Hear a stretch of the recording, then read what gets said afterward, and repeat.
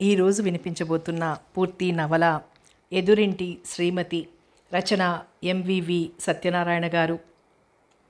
ఉదయం నీరెండ తమాషాగా ప్రకృతి మీద పడుతోంది. చెట్లు, టెలిఫోన్ స్తంభాలు, నీటి చలమలు, పొలాలకు బయలుదేరిన రైతాంగము అతి వేగంగా దాటిపోతున్నారు. నీరెండలో నీడలు పొడవుగా సాగి పుట్టల మీద నీళ్లలోనూ పడుతున్నాయి. బంగారపు రంగు నీరెండ శత్రువులాగా కాకుండా ఆత్మీయత ప్రదర్శించే మిత్రుడిలాగా కిటికీలోంచి చొచ్చుకు వచ్చి ఇనప కమ్మీల కంటుకుంది. ఇనుప కమ్మీ మీద ఎప్పుడో పడిన మంచు బిందువు సూర్యకిరణం పడి వజ్రమే అయింది. ధనుంజయ వజ్రానికి దగ్గరగా కళ్ళుంచి దాని తళతళలు సొంతం చేసుకోవాలనుకుంటున్నాడు. గాలి ఆహ్లాదంగా కిటికీలోంచి దూసుకొస్తోంది. అతడి తల వెంట్రుకలలోంచి చొచ్చుకుంటూ వెళ్ళి వాసన నూనె పరిమళాన్ని కంపార్ట్మెంట్లో పంచుతోంది. ప్రకృతిలో సుషుప్త చైతన్యంలాగా, ఊహలలో కేంద్ర బిందువులాగా అంతసేపు పరవశించిపోయిన ధనంజయ తల తిప్పి కంపార్ట్మెంట్లోకి చూశాడు. ఇంకా కొంతమంది రాత్రి బడలిక తీరక ఆవులిస్తున్నారు. పిల్లలు విజయవాడ స్టేషన్లో కొనుక్కున్న తినుబండారాల అంతం చూస్తున్నారు. కొన్నైనా ఉంచుకోండిరా, రాజమండ్రి వరకు బండి ఎక్కడ ఆగదు అంటోంది వాళ్ళ తల్లి. పిల్లలు ఆమెను పట్టించుకోవడం మానేశారు. సమోసా తింటున్న పిల్లవాడి మీద చూపు నిలిపాడు ధనంజయ. వాడు తింటుంటే బఠానీ కూర పక్కకు జారిపోతోంది. చేతులతో దాన్ని పడిపోకుండా చూసుకుంటూనే మొహాన్ని కూడా అటు పక్కకుంచాడు. వాడి పెదవులు మాత్రం ఆత్రంగా తెరుచుకున్నాయి. తినడంలోనే పరవశించిపోయి ఉన్నాడు వాడు. పిల్లల తండ్రి పెద్ద ధనవంతుడు కాదు, మధ్యతరగతికి ఇంకా దిగువన ఉన్నాడు. ప్యాంటు చొక్కా మాసిపోయి ఉన్నాయి. 3 రోజులై మాసిన గడ్డంతో తెల్ల వెంట్రుకలే ఎక్కువగా ఉన్నాయి. తల్లి సాదా కాటన్ చీర కట్టింది. బీదరికం ఆమె మొహంలో దాక్కునిపోయింది. ప్రయాణం చేస్తున్నందువల్ల కాబోలు కాస్త నాజూకుగా తయారయ్యే ప్రయత్నం చేసింది. మెడలోని పసుపు నూలుతాడు ఆమె ప్రయత్నాన్ని నీరు కార్చుతోంది. ధనంజయ ఆమె కళ్ళల్లోకి చూశాడు. పిల్లలు ఆవురావురమని తింటుంటే ఆమె తృప్తిగా చూస్తోంది. తను సంతోషపడటమే కాకుండా తన భర్త కూడా ఆ సంతోషంలో పాలు పంచుకోవాలన్నట్టు అతడి వైపు తిరిగింది. పక్కవాళ్ల పేపర్ అడిగి పుచ్చుకొని అతడి వేవే పట్టించుకోకుండా పేపర్లో మునిగిపోయాడు. ధనుంజయకు దృశ్యం మసకబారింది. తెల్ల గుడ్డు మీద ఈ చివరి నుండి ఆ చివరి వరకు నీటి పొర అల్లుకుపోయింది. కష్టం సుఖం తెలియదు ఆ వయసులో. తండ్రి ప్రేమ, రక్షణ, తల్లి మమత, లాలన సంపూర్ణంగా అందే ప్రాయం అది. తనకదే కరువైంది. తనకు తల్లి తండ్రి అన్నీ మామయ్య అయ్యాడు. అంతలో అత్తయ్య కూర్చుంది. మామయ్య తన పట్ల చూపించే ఆదరణను, ఆప్యాయతను అంత దూరంలోనూ ఈర్ష్యాద్వేషాలు పంచిపెట్టింది. తీరా తన డాక్టర్ చదువు ముగిసేటప్పటికీ ఆమెలో స్వార్థం పెరిగింది. తన కూతురుకు తగ్గవరుడు ధనంజయలో స్పష్టంగా కనిపించి ఊరించాడు. ఆమెలో ఒకేసారి ప్రేమాభిమానాలు పుట్టుకొచ్చాయి. అవే ధనుంజయకు అసహ్యంగా తోచాయి. శాంతి చిన్నప్పటి నుండి తన గుండెల మీద పెరిగిన పిల్ల. అత్తయ్య పనిలో ఉంటే శాంతి నోటికి తాను పాలసీస అందించేవాడు. దానికి స్నానం చేయించేవాడు. శాంతిని ఎత్తుకున్నప్పుడు ఎన్నోసార్లు అతడి బట్టలు పాడు చేసింది. అది కూడా ధనంజయ తప్పిదంలాగానే కనిపించేది అత్తయ్యకు. కింద గుడ్డ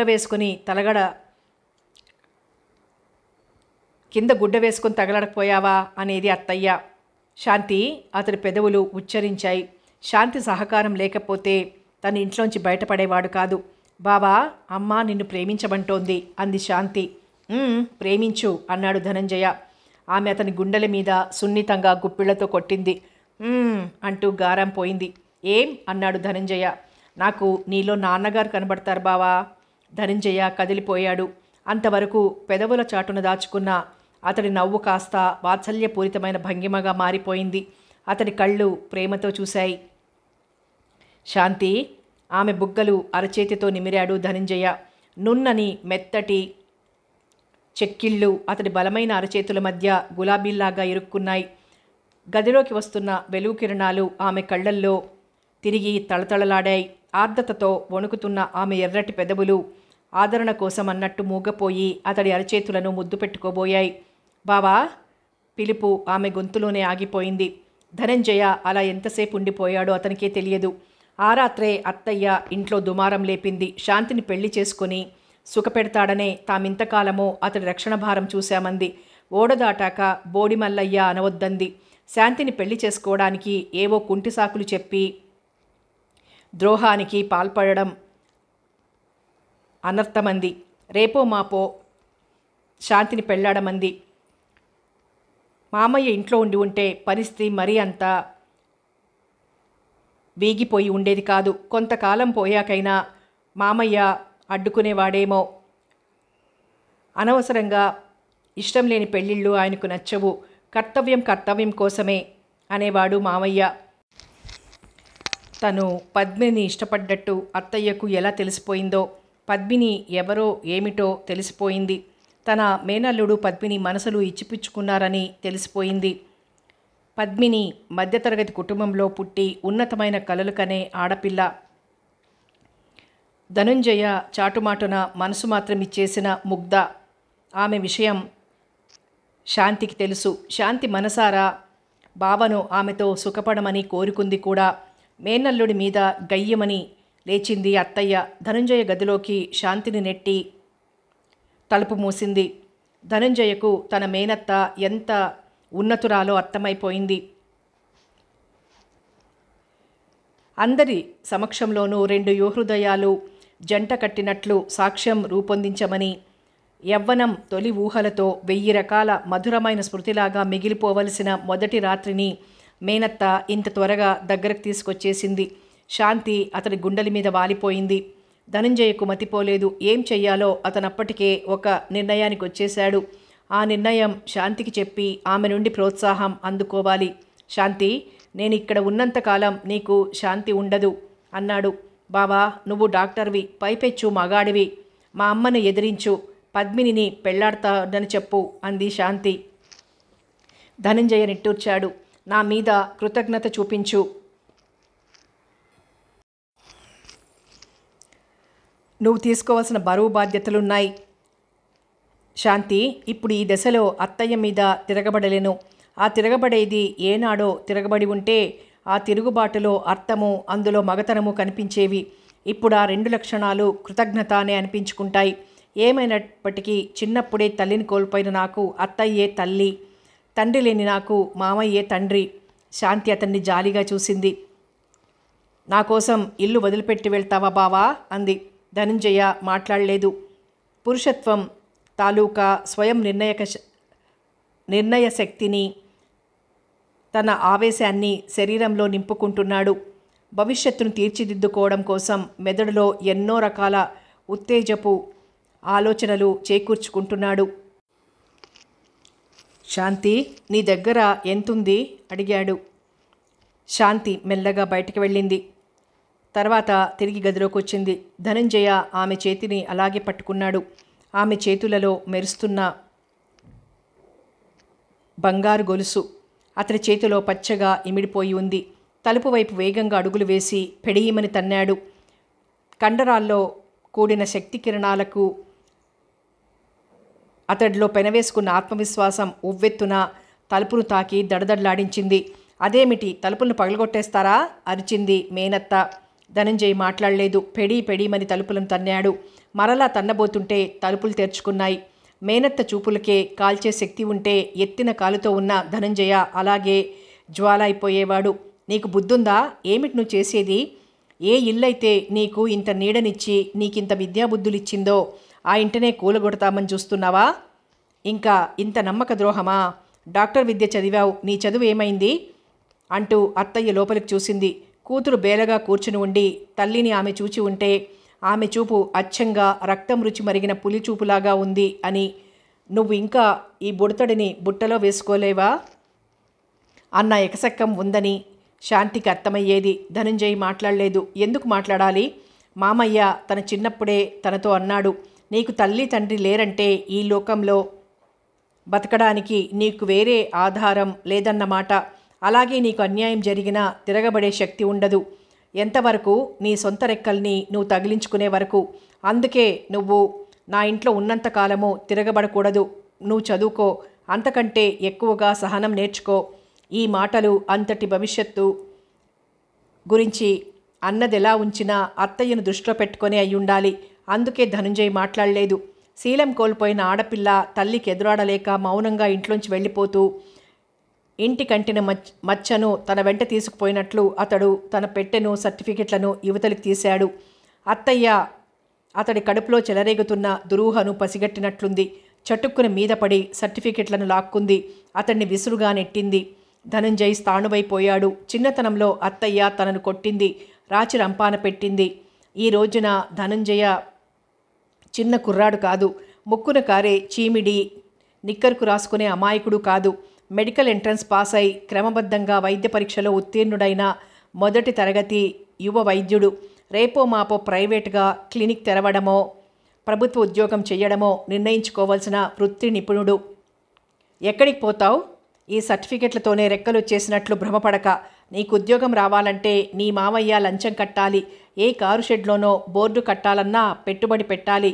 కాబట్టి నోరు మూసుకుని పడి ఉండు అంది. ధనుంజయ నరాలలో వేడి రక్తం ఒక పక్క, మంచు ముక్కలొక పక్క ప్రయాణించి అతి వేగంగా ఢీకొట్టుకుంటున్నాయి. అత్తయ్య చేతిలో చదువును ధృవపరిచే పత్రాలన్నీ లుంగ చుట్టుకుపోయి ఉన్నాయి. ఏనాటివో కాగితాలవి, నేవడం కోల్పోయి పరపరా విరిగే కాగితాలు. ధనంజయలో వేడి రక్తం ఉరకలు వేసింది. తల తిప్పి ఒక్కసారి, అది చివరిసారి అనుకుంటున్నాడు, శాంతిని చూశాడు. ఆ ముగ్ధ మనసులో ఎన్ని కోరికలున్నాయో, ఏం సంఘర్షణలున్నాయో అన్నీ తనకు తెలుసు. తండ్రిలాగా తాను ఆమె బాధ్యతలు స్వీకరించగలడా? ప్రస్తుతానికి తాను తప్పుకోవాలి, తనకు ఉపాధి ఎంచుకోవాలి. దగ్గరకు వెళ్ళి శాంతి తల నిమిరాడు. శాంతిలో స్పందన లేదు. మనసు స్పందించే తడిసిన క్షణాలు భౌతిక శరీరం మీద కనిపించవు. 2 హృదయాలకు మాత్రమే అర్థమయ్యే మూగ క్షణాలివి. అంతే. అత్తయ్య గర్జించి దూకబోయే మృగంలాగా ఇంకా అలాగే చూస్తుండగా ధనుంజయ నిటారుగా అయ్యి వేగమైన కదలికలతో ఈ ప్రపంచాన్నే జయించాలన్న దూకుడుతో బయటికి నడిచాడు. ఎక్కడికి పోతావు? ఇదిగో ఈ సర్టిఫికెట్లన్నీ చింపి బాయిలర్లో వేస్తాను. నా సంగతి నీకింకా తెలియదు. ధనంజయ పట్టించుకోలేదు. గుండెల నిండా ఆత్మవిశ్వాసం పూరించుకుంటున్నాడు. కండరాల్లో చైతన్య, నరాల్లో నిబ్బరం హత్తుకుంటూ రోడ్డు మీద నడుస్తున్నాడు. అతడి చిన్న ప్రయత్నానికి కలలు కనే కన్నపిల్ల ఆశీస్సులున్నాయి.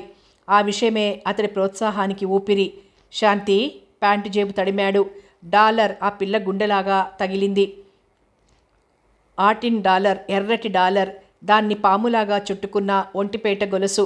రాత్రి 12 అవుతుండగా ఆ రోడ్డులో ఆగాడు. ఖరీదైన వీధులు, అన్నీ ఖరీదైన వాహనాలే తిరుగుతున్నాయి.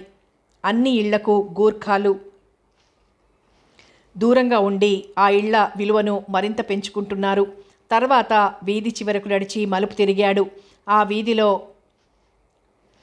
తప్పు పుట్టినట్టు 100 గజాల ఆవరణలో ఉంది పెంకుటిల్లు. ముందు వరండాలో మడత మంచం మీద ముసలాయన పడుకున్నాడు. వీధి దీపం వెలుతురు ఆయన మీద పడుతోంది. ఎక్కడో ఆల్సేషియన్ మరుగుతోంది. పెంకుటింట్లో దీపం వెలుగుతోంది. ధనంజయ తటపటాయిస్తూ ఇంటి పక్క సందులోకి నడిచాడు. అతడి గుండె గుబగుబలాడుతోంది. పద్మిని మధ్య గదిలో నిద్రపోతోంది. ఆమె నెలా లేపడం. మడత మంచం కిర్రుమంది. ఇంట్లో కదలిక లేదు. అతడు మూగగా చూస్తున్నాడు. ఎంతసేపు అలా చూడటం? మడత మంచం మరలా కిర్రుమంది. ధనుంజయ ఈసారి ఆగలేదు. ఈ సమయంలో ఇక్కడికి రాకూడదు. తాను తప్పు పనిచేశాడు. ఆవేశంలో ఏం చేస్తోంది మర్చిపోయాడు. జీవిత గమ్యం ముందు ప్రణయము, పలకరింపు, తర్వాత ఏమీ లేకుండా రోడ్డు మీద పడిన వాడిని ఏ లైలా కూడా ప్రేమించదు. పద్మినిని తాను పోషించగలడా?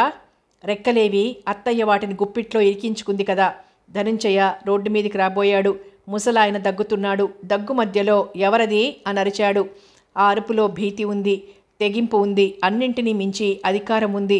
ధనంజయ మాట్లాడకుండా రోడ్డు మీద నిలబడ్డాడు. లేత వెన్నెట్లో ఆకారాన్ని గుర్తుపట్టాలని ప్రయత్నించి విఫలమయ్యాడు ముసలాయన. పద్మిని కలత నిద్రలో ఉలిక్కిపడి అటు తిరిగి తల్లిని కావలించుకుంది. పెంకుటింట్లో దీపం ఇంకా వెలుగుతూనే ఉంది. తెల్లవారే వరకు అక్కడే కూర్చున్నాడు ధనంజయ. తెల్లవారుజామునే స్వాముల ఆశ్రమానికి వెళ్ళాడు. స్వామీజీని అతన్ని చూసి మందహాసం చేశాడు. ఆశ్రమంలో శిష్యులంతా పనుల మీదుగా ఉన్నారు. నా షరతులకు ఒప్పుకున్నావా అన్నాడు స్వామీజీ. ధనంజయ తలూపాడు. ఆ రోజే ఆశ్రమం నిర్వహించే ఉచిత వైద్య శిబిరంలో ఒక వైద్యుడిగా చేరిపోయాడు ధనంజయ. అతడిలోని వైద్యుడు అక్కడ ఎంతో కాలం ఇమడలేకపోయాడు. ఒక ఆడ పేషెంట్ను స్వామీజీ బలాత్కరించాడు. ఆ రోగి ధనుంజయ వద్ద వైద్యం చేయించుకుంటోంది. చూసి చూడనట్టు పోనివ్వు, ఇక్కడ ఇలాంటివి సర్వసాధారణం. అసలు అందుకోసమే ఈ శిబిరం తెరిచారు. కావాలంటే నువ్వు వాడుకో, ఎవరు కాదనరు అన్నాడు ముసలి డాక్టర్. ధనంజయ స్వామీజీని నిలదీశాడు. స్వామీజీ చిరునవ్వు నవ్వి కాగితం తీసి చూపించాడు. ధనంజయే తనను బలాత్కరించాడని ఆడరోగి రాసి ఇచ్చిన కాగితం. ధనంజయకి మొదటిసారి తెలిసి వచ్చింది. భారత స్త్రీ అబల. తనను బలాత్కరించింది ఎవరో కూడా చెప్పుకోలేని అబల. పాప ఫలితం తానే మోస్తూ కుంగిపోయే అబల. బలాత్కారం సంగతి పైకి పొక్కకుండా చెయ్యమని లొంగిపోయి ఉంటుంది. ఎర్రటి డాలర్ గొలుసుతో ధనంజయ మరలా రోడ్డున పడ్డాడు. ప్రకాష్ కలిశాడు దారిలో. ధనుంజయ్తో కలిసి చదివాడు ప్రకాష్. మర్నాడే క్లినిక్ తెరుస్తున్నాడు. ధనుంజయను వదల్లేదతడు. క్లినిక్ ప్రారంభోత్సవంలో పెద్దలు పరిచయమయ్యారు. ధనుంజయ ఉలిక్కిపడ్డాడు. ఆలోచన తెగిపోయాయి. కంపార్ట్మెంట్లో చిన్నపిల్లలు కొట్టుకుంటున్నారు. తండ్రి కలగజేసుకుని వాళ్ళని దగ్గరకు తీసుకున్నాడు. రైలు రాజమండ్రి సమీపిస్తుందన్న సూచనగా వంతెన మీద పరిగెత్తుతోంది. నది మీద నుండి గాలి చల్లగా వీస్తోంది.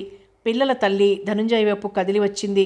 మొహమాటం మరిచి కిటికీలోంచి నదివైపు చూస్తోంది. పిల్లలు కూడా ఎగబడి ధనుంజయను కాళ్ళు తొక్కి మరీ చూస్తున్నారు. నీటిలోంచి లాంచీ కదులుతోంది. ధనుంజయ జరిగి కిటికీ దగ్గర వాళ్లకు చోటిచ్చాడు. కళ్ళు మూసుకుని ఆలోచనలో పడ్డాడు.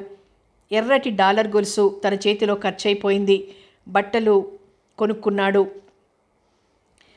ప్రకాష్ సూట్ కేసు ఇచ్చాడు. వెళ్ళిరారా, నీ ప్రయత్నం నెరవేరాలని కోరుకుంటున్నాను. ఏనాడు భయపడకు. అంతగా భయం పుట్టిన రోజున ఈ ప్రకాష్ గాడొకడున్నాడని గుర్తుంచుకో అన్నాడు ప్రకాష్. ఇంత బతుకు బతికి ఇంటి వెనక చచ్చినట్లు ఇప్పుడు సిఫారసు ఉత్తరంతో తాను గమ్యం వెతుక్కుంటున్నాడు. శాంతిని అత్తయ్య తిడుతుంది. మామయ్య వచ్చేసే ఉంటే ఆమెకు పర్వాలేదు. పద్మిని ఏం చేస్తోంది? ఆమె తండ్రి తనను గుర్తుపట్టాడా? గుర్తుపట్టే ఉంటాడు. లేకపోతే దొంగగా భావించి అరిచేవాడే కదా. పద్మినికి ఇష్టం, పద్మిని తల్లికి ఇష్టం, ముసలాయనికి ఇష్టం లేదు. బండి రాజమండ్రిని వదిలిపెట్టింది. కాస్త పళ్ళు కొని తిన్నాడు ధనంజయ. పిల్లలకు కొనిచ్చాడు. కారు ఇంటి ముందు ఆపాడు ధనంజయ. కారు దిగి గేటు తెరిచి లోపలికి నడిచాడు. పోర్టికోలో ఆమె ఇగ్నిషన్ కీ జేబులో వేసుకున్నాడు. తాళం తెరుచుకొని ఇంట్లోకి నడిచాడు. షూ విప్పుతూ కిటికీలోంచి ఎదురింటి వైపు చూశాడు. కుదిమట్టంగా కట్టిన ఆకుపచ్చ రంగు డాబా. డాబా చుట్టూ అందమైన పూలతోట. గేటు వరకు వెడల్పైన సిమెంట్ చప్ట. డాబాపై నుండి సన్నజాజి తీగల్లుకొని ఉంది. పోర్టుకో మీద పడుతున్నాయి తీగలు. సిమెంట్ చప్టాకి అటు ఇటు పూల కుండీలున్నాయి. పసుపు పచ్చటి చేమంతి పూలు, ఎర్రటి కనకాంబరాలు కుండీల్లో సగర్వంగా పెంచబడ్డాయి. కిటికీలోంచి చూస్తూనే బట్టలు మార్చుకున్నాడు. ఇంట్లో ఏకాంతం రాజ్యం చేస్తోంది. కేవలం అతడి కదలికలే ఏకాంతాన్ని భగ్నం చేస్తున్నాయి. గ్యాస్ స్టవ్ ముట్టించి టీ కాచుకున్నాడు. టీ కప్ అందుకుని తిరిగి హాల్లోకి వచ్చాడు. ఎదురింటి వైపు చూస్తూ టీ చప్పరించాడు. ఎదురింటి తలుపు తెరుచుకుంది. ధనంజయ టీ చప్పరించడం కూడా మర్చిపోయాడు. గుమ్మంలోంచి ఎవరు బయటకొస్తారు? ఇంటావిడేనా? ఆవిడ పేరేమిటో? నిన్న ఉదయం కనిపించింది. అప్పుడే తాను ఇంటర్వ్యూకి బయలుదేరుతున్నాడు. ఆమె యువతలికొచ్చింది. అదే మొదటిసారి ఆమెను చూడటం. ఆమె మొహంలో అనిర్వచనీయమైన కళ ఉంది. తెలుగింటి ఆడపడుచుతనం హుందా మిళాయించి ఉన్న కళ అది. నల్లటి కనుబొమలు, వాటి క్రింద అందమైన నల్లటి కళ్ళు, తీర్చిదిద్దిన నుదుటి మధ్య గుండ్రటి చింతపిక్క రంగు బొట్టు, రెండు కనుబొమ్మల మధ్య నుండి సన్నగా ప్రారంభమై సొగసైన ఎత్తుల నాసిక, పల్చటి నున్నటి చెక్కిళ్ళు, విల్లులాగా వంగిన పై పెదవి, దానికి అనుగుణంగానే కింది పెదవి బొట్టు రంగుతో పోటీ పడుతున్నాయి. శంఖం లాంటి మెడ బిగుతైన జాకెట్టు మీద నిలబడి ఉంది. సంపెంగ పువ్వు ఛాయ నేత చీర కట్టిందామే. తెల్లటి జాకెట్ వేసింది. హుందాగా అడుగులు వేస్తూ గేటు వరకు వచ్చింది. కూరగాయల మనిషి వద్ద కూరలు పుచ్చుకుంది. ఆమెను చూస్తూ ధనంజయ ఇంటర్వ్యూకి వెళ్ళబోయేది కూడా మర్చిపోయి ఆ మట్టునే నిలబడిపోయాడు. కూరల అమ్మతో మాట్లాడేటప్పుడు పలువరస తళుక్కుమంది. తలంటుకొని వదులుగా పాయలల్లుకున్నదేమో. ఆమె మొహం నల్లటి మబ్బు గర్భంలో ఇరుక్కుపోయి పూర్తిగా వికసిస్తున్న పున్నమి చందమామలాగా ఉంది. మిస్టర్ ధనుంజయ్, ముందు మీరా ఇంట్లో ఉండండి. ఇంటర్వ్యూలో మీ విషయం నిర్ధారణ అవుతుంది. మాకు మీలాంటి చదువుకున్న యువకుడు కావాలి అన్నాడు కంపెనీ యజమాని. భీష్మనారాయణ అని పేరుకు తగ్గట్టే ఉన్నాడాయన. ఆమెను చూచి బయలుదేరబట్టే తన ఇంటర్వ్యూ విజయవంతమైంది. తనకో కారు కూడా అమరింది. జిల్లా నుండి వచ్చే సేల్స్ ప్రమోటర్లు, రిప్రజెంటేటివ్లు అతడి ఆదేశం మేరకు నడుచుకుంటారు. కంపెనీ ఉత్పత్తులు నానాటికి బాగా అమ్ముడుపోయి అధిక లాభాలు ఆర్జించాలి. అది ధనుంజయ నుండి కంపెనీ వారు ఆశించింది. ధనుంజయ టీకప్పు అలాగే ఉంచి చూస్తున్నాడు.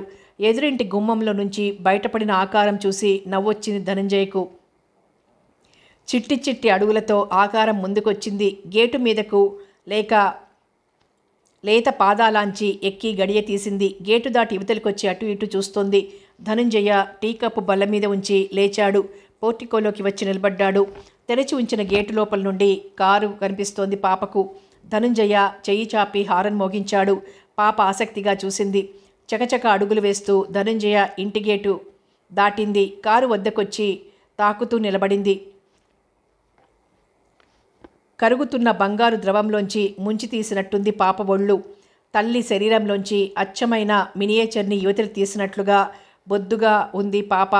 పెదవులు ఎర్రటి గులాబీ రేకుల్లాగా నిలిచాయి. అంకుల్, కాలు ఎవరిది? ధనుంజయ మృదువుగా ఆమె వైపు కదిలాడు. నీకు కావాలా అన్నాడు. పాప మొహంలో ఆనందం తాండవించింది. కళ్ళు మిలమిలలాడాయి. మా నాన్నాళ్ళు కొంతాలు అంది. ధనుంజయ్కు మురిపెం అంచుకోవాలన్నా అడగలేదు. పాపనెత్తుకుని చెక్కిలి మీద మృదువుగా ముద్దు పెట్టుకున్నాడు. మీ నాన్నలేం చేస్తాలు అన్నాడు. పాప ఒక్క క్షణం నిర్ఘాంతపోయి అంతలోనే తేరుకుని కేరింతలు కొట్టింది. మీకు మాటలు లావా అంది. ఓహో, లావు. ఏం ఇంత పెద్దోళ్ళు? అమ్మ చెప్పింది. పెద్దోళ్ళైతే మాటలు ఎంచక్కా వస్తాయి. ధనుంజయకు ఆధారం దొరికింది. పాప తల్లి పేరు తెలుసుకోవడానికి అన్వయం కుదిరింది. నీ పేరేమిటి అన్నాడు. ముందు మీ పేరు చెప్పండి. ధనుంజయ. అదేం పేలు? దంజద కాదు, ధనంజయ. మా నాలాలి పేలు గోపాలకుత్తన. ధనంజయకు తెరలుగా వచ్చే నవ్వును పెదవుల చాటున నొక్కి పట్టుకున్నాడు. నీ పేలు అన్నాడు. తుతుమా. ఛీ, తుతుమా కాదు, తుతుమా. ఓహో, సుష్మా. అలా అయితే మంచి పేరే. మా అమ్మ పేలు ఇంకా మంచి పేలు. నీ పేలు కంటేనా? మా అమ్మ అంటే నాకు బోలెడిట్టం. నాకు ఇట్టమే. సుష్మా అనుమానంగా చూసింది. ధనంజయ కంగారు పడ్డాడు. తన తాయిలం ఎత్తుకుపోయే శత్రువుని చూసినట్లు చూస్తోంది సుష్మా. అబ్బే, ఊరికే గొణిగాడు ధనంజయ. ఇట్టమైతే పేరు చెప్పండి చూద్దాం. పేలా? నాకెలా తెలుస్తుంది? ఇట్టమన్నారు మరి. అదా, నీకిట్టమని నాకు ఇట్టమన్నాను. పాప ఒప్పుకున్నట్లు తలూపి మా అమ్మ పేలు పియం వద అంది. ధనుంజయ కళ్ళు మెరిశాయి. పాపను మరోసారి ముద్దు పెట్టుకొని చాలా మంచి పేలు, నాకెంతిట్టమో ఆ పేలంటే అన్నాడు. అలా చిరుకోపం ప్రదర్శించాడు ధనుంజయ. సుషుమ కిలకిలా నవ్వింది. ఎల్లిపోతా అంది. అప్పుడేనా? పాప అనుమానంగా చూసి మీకు నత్తి లేదు అంది. ధనుంజయ నాలుగు ఖర్చుకొని అప్పుడే వెళ్ళిపోతావా అన్నాడు. సుష్మ కాళ్ళు గింజుకుంది. కిందికి దిగబాకింది. ధనుంజయ కిందికి దింపాడు. పాలు కావాలన్నావు, వద్దా? సుష్మ మాట్లాడలేదు. వెనక్కి తిరిగి పరిగెత్తుతూ బుగ్గ తుడుచుకోవడం మర్చిపోలేదు. ఎదురింటి తలుపు మూసుకుంది. ఏదో అంది. అంతలోనే దూరం జరిగినట్లు వెళ్తే అయిందన్న భావనకు గురయ్యాడు ధనుంజయ. స్కూటర్ చప్పుడు చేస్తూ రోడ్డు మీదొస్తోంది. ధనుంజయ ప్రహరీ గోడ మీద నుండి చూశాడు. అతడికి 30 సంవత్సరాలుంటాయి. ఎర్రగా పుష్టిగా ఉన్నాడు. స్కూటర్ నడపడంలో ఆత్మవిశ్వాసం వ్యక్తమవుతోంది.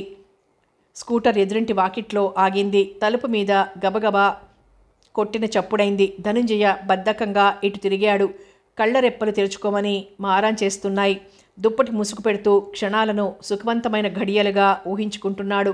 పాల మనిషేమో ప్యాకెట్ తెచ్చుంటుంది. పైన పూల తొట్టెలో పెట్టివెళ్ళు అరిచాడు ధనుంజయ. తలుపు దబదబా లాడి విరామంలో నేను ఏయ్ తలుపు తీయి అని వినిపించింది. ధనుంజయ లేచి దుప్పటిని కాలితో తన్ని లాల్చి పైజామా సర్దుకుంటూ తలుపు వైపు ఉరికాడు. ఒక్క క్షణంలో తలుపు తెరిచాడు. మంచు బిందువులు రాలిపడి మిలమిలలాడే గులాబీ పువ్వులాగా ఉంది సుష్మ. తెల్లటి పాలియస్టర్ గౌను మీద ఎర్రటి నడుము పటక, కుచ్చులుగా కుట్టిన మెడ గౌను, అందులో కుట్టిన అద్దాలు, కాళ్లకు స్లిప్పర్లు, జుత్తు వెనక్కి దువ్వి కుచ్చుగా కట్టిన పోనీటైల్, తల మీద చుట్టి వచ్చిన రిబ్బన్. సుష్మ చేతిలో అరిటాకుంది, దొన్నెలాగా మూసి ఉంది. గుడ్ మార్నింగ్ అంది సుష్మ. ధనంజయ పాపతల నిమిరి రా సుష్మా అన్నాడు. వెంటనే గుడ్ మార్నింగ్ డియర్ అన్నాడు. నాకు తెలుసు నిన్న నాటకం ఆడాలు అంది సుష్మ. ధనంజయ నవ్వి సుష్మ భుజం పట్టి లోపలికి తీసుకువెళ్ళాడు. సోఫాలో కూర్చోబెట్టి ఆమె మోకాళ్ల వద్ద మోకాళ్ళు వేశాడు. ఇంత ముఖం కలగలేదా? అసహ్యం. పెదవులు దగ్గరకు ముడిచి పైకొకటి క్రిందికొకటి విరిచింది సుష్మ. ఆగు, మొహం కడుక్కొని వచ్చేస్తాను. బలికెళ్ళాలా? అప్పుడే బలా? సుష్మ చక్రాల్లా కళ్ళు తిప్పి ఇంకా బట్టలేసుకోవాలా, బూట్లు తొలుక్కోవాలా? నాన్నారు కూటల మీద తీసుకెళ్తాలు అంది. ఒక్క నిమిషం. చటుక్కుని లేచి బాత్రూంలో ప్రవేశించాడు ధనుంజయ. బ్రష్కి పేస్ట్ రాసుకొని నోట్లో పెట్టుకోబోయాడు. సుష్మా! నీలి మేఘాల్లోంచి, గాలి కెరటంలోంచి దూసుకువచ్చింది పిలుపు. తీయగా, సున్నితమైన అధికారం మిళాయించినట్టుగా ఉంది ఆ పిలుపు. బాత్రూంలోంచి తొంగి చూశాడు ధనంజయ. సంకేతమందిన సుశిక్షితుడైన సైనికుడిలాగా లేచి నిలబడింది సుష్మ. లేస్తూనే రెండు చేతులతోనూ అరటి దొన్నెను పదిలంగా పట్టుకుంది. టీపాయ్ మీద ఉంచబోతూ నీళ్ళగది వైపు చూసింది. అమ్మ పిలుస్తుంది అంది సుష్మ. వెళ్ళి మళ్ళీ రా అన్నాడు ధనంజయ. ఇంకా రానియ్యదు. నేను రమ్మన్నానని చెప్పు. టీపాయ్ మీద అరటి దొన్నెను ఉంచి గుమ్మం వైపు పరిగెత్తబోయింది సుష్మ. సుష్మ, ఏమిటవి? చలిమిడి, కొబ్బరి ముత్త. ఎక్కడివి? అమ్మ పూజ చేసింది, మీకు తెత్తాను. ధనుంజయ చేతిలోని బ్రష్ జారిపడింది. ఒంట్లోంచి ఏదో శక్తి కెరటం ఉత్పత్తయ్యి విద్యుత్తులాగా వెన్నులోంచి ప్రాకి మెదడులో తిష్టవేసింది. కళ్ళు చెమర్చాయి, పెదవులు వణికాయి. సుష్మ, హాలు, సోఫా అస్పష్టమైన ఆకారాలుగా మారాయి. ఎప్పుడో చిన్నప్పుడు మేనత్తగారింటికి కొత్తగా వచ్చినప్పుడు మామయ్య పూజ చేశాడు. అప్పటికింట్లో తనొక్కడే పిల్లవాడు. అయినా మేనత్త తనను దగ్గరకు తీసుకుంది. తల్లి గుండెల వేడి తనకప్పుడే తెలిసింది. మేనత్త తన శిరస్సు గుండెలకు హత్తుకుంది. మామయ్య కొబ్బరి ఒలిచి వడపప్పు, చలిమిడి కలిపి అత్తయ్య చేతికి అందించాడు. అత్తయ్య తన బుగ్గలు చిదిమింది. వీడు మేనమామ పోలికండి అంది అత్తయ్య. తర్వాత చలిమిడి ముద్ద తురిపి తన నోటికి అందించింది. తర్వాత వడపప్పు, కొబ్బరి తునకలు అందించింది. తాను తింటూ ఉంటే ఆప్యాయంగా చూసింది. మధ్యలోనే మామయ్య తననందుకొని బుగ్గలు ముద్దు పెట్టుకున్నాడు. గ్లాస్లోకి తీసిన కొబ్బరి నీళ్లు తాగించాడు. ఆ అత్తయ్యకి తన చదువు తాలూకా పత్రాలు కర్కశంగా పట్టుకొని నిప్పులురిమిన అత్తయ్యకి ఎంత తేడా! మనుషులు పెరిగే కొద్దీ అసూయ ద్వేషాలు అద్దుకుంటారా? సుష్మ, అతడి గొంతు వణికింది. పసి మనసుకు తెలియదు. తన వయసు దాటి పదిలమైన జ్ఞాపకం పొరలు ధనుంజయలో రేగిందని, అప్పటి ఆత్మీయమైన, చిరమైన, స్థిరమైన, అఖండమైన అనుభూతిగా మిగిలిపోతుందని, ప్రస్తుతం అతడ అనుభూతి సముద్రంలో కొట్టుమిట్టాడుకుంటున్నాడని 3 ఏళ్ల పసి మనసుకు ఎలా తెలుస్తుంది? అందుకే సుష్మ వెనక్కి తిరిగి పారిపోయింది. ధనుంజయ చాలాసేపటి వరకు తేరుకోలేకపోయాడు. మొహం కడుక్కుని వచ్చేటప్పటికి సుష్మ మళ్ళీ పరిగెత్తుకొచ్చింది. ఇంకా తినలేదు అంది. అంటూనే అరటి దొప్ప విడదీసి తిను అంది. తినిపించు మురిపెంగా చూశాడు ధనంజయ.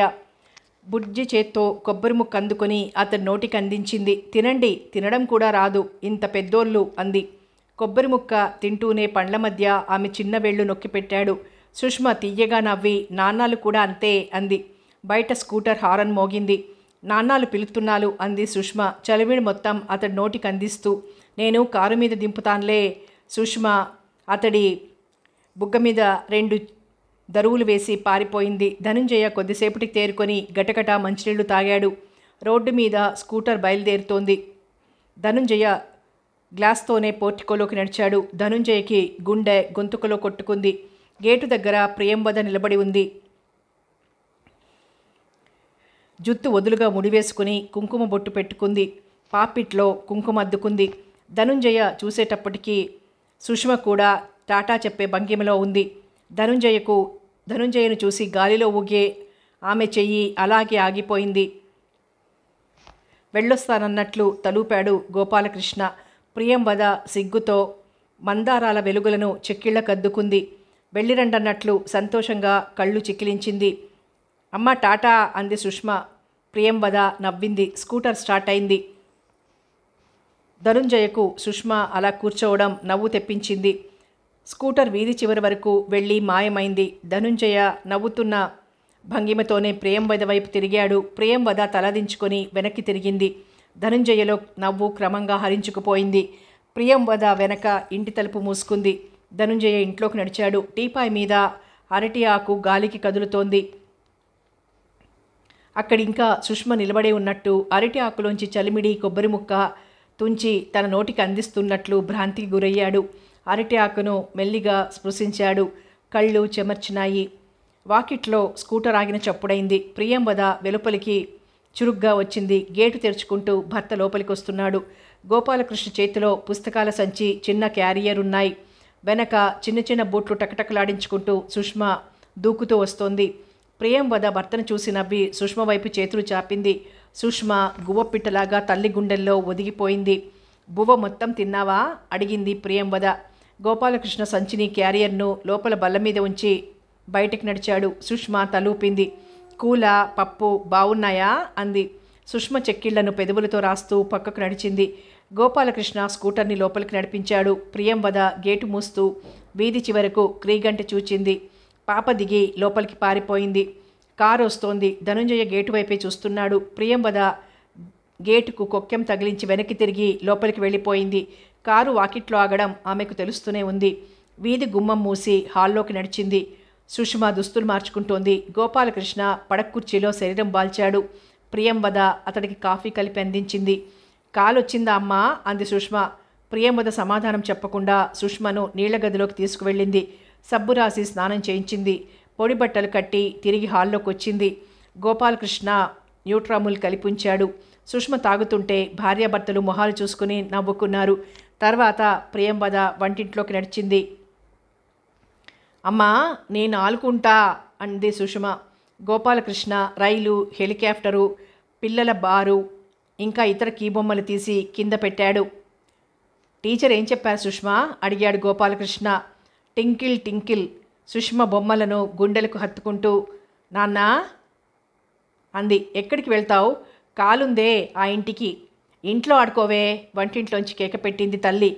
నాన్నాలు వెళ్తాను. పోనీ వెళ్ళనివ్వు. కాస్త కొత్త మొహం. అయితే మన ఇద్దరు మొహాలు చూసి చూసి పాపకు బోర్ కొట్టుంటుంది. ప్రియంవద వంటింట్లోంచి వెలుపలికి వచ్చి చోద్యంగా భర్త మొహంలోకి చూసింది. తర్వాత సుష్మను గద్దిస్తున్నట్లు చూసి అవునా నీకు ఇంట్లో బోర్ కొడుతుందా అంది. సుష్మ కిలకిలా నవ్వి బోల్ అంది. గోపాలకృష్ణ నవ్వి తలుపు తెరిచాడు. సుష్మ బయటకు నడిచింది. గేటు కొక్కెం తెరిచి పాపను వెలుపలికి పంపుతూ త్వరగా వచ్చేయి, టీవీలో ఈ పూట సర్కస్ ఉంది అన్నాడు. సుష్మ తలూపి ఎదురింట్లోకి నడిచింది. కిటికీలోంచి చూస్తున్న గోపాలకృష్ణ తర్వాత కిటికీ మూసి వంటింట్లోకి నడిచాడు. ప్రియంవద నిలబడి కూరలు తరుగుతోంది. అరుగు మీద గ్యాస్ స్టవ్ మీదున్న కుక్కర్ శబ్దం వదులుతోంది. ప్రియంవద మెడ చుట్టూ చేతులు వేసి జుత్తు వాసన చూశాడు గోపాలకృష్ణ. ఆమె తడి చేత్తో అతడి మోచేతిని అందుకొని పెదవులతో రాసింది గోముగా. ఇందుకేనా సుష్మ వెళ్తానంటే తలుపు తీశారు అంది. పాపకు బోర్ కొడుతోంది. నిన్ను దూరంగా ఉంచి చూస్తూ నేను కూడా బోర్ అనుభవిస్తున్నాను అన్నాడు. అంది ప్రియంవద అతడి జుత్తులోకి వేళ్లు జొనుపుతూ. ఆమె నడుం చుట్టూ చెయ్యి వేసి తన వైపు తిప్పుకున్నాడు. వెచ్చటి కౌగిలి ఇద్దరినీ పరవశులను చేస్తోంది. కుక్కర్ ఈల వేస్తోంది. కూర తయారు చేయొద్దా అంది ప్రియంవద. పాప వచ్చేస్తుందేమో. ఏమిటి ఊహు? చెయ్యి చాపి సిలిండర్ ఆఫ్ చేశాడు గోపాలకృష్ణ. కౌగిలి సడలగానే పైట చెంగుతో చేతులు తుడుచుకుంది ప్రియంవద. ఆమెను పక్కకు నడిపించబోయాడు. ప్రియంవద కళ్ళు మూసుకుంది. నిస్త్రాణగా అతడు చెయ్యి పట్టుకొని ఉండండి ఒళ్ళు జోగి అతడి మీదకు మెల్లగా ఒరిగిపోయింది. గోపాలకృష్ణ ఆమెను పొదివి పట్టుకున్నాడు. పట్టుకుంటూనే వీపు క్రింద ఒక చేతిని, మోకాళ్ల వద్ద ఒక చేతిని అమర్చుకుని శక్తి మొత్తం చేతులలో కేంద్రీకరించుకున్నాడు. ప్రియంవదను పడక మీద చేర్చి ఫ్యాన్ పూర్తి స్పీడ్లో పెట్టాడు.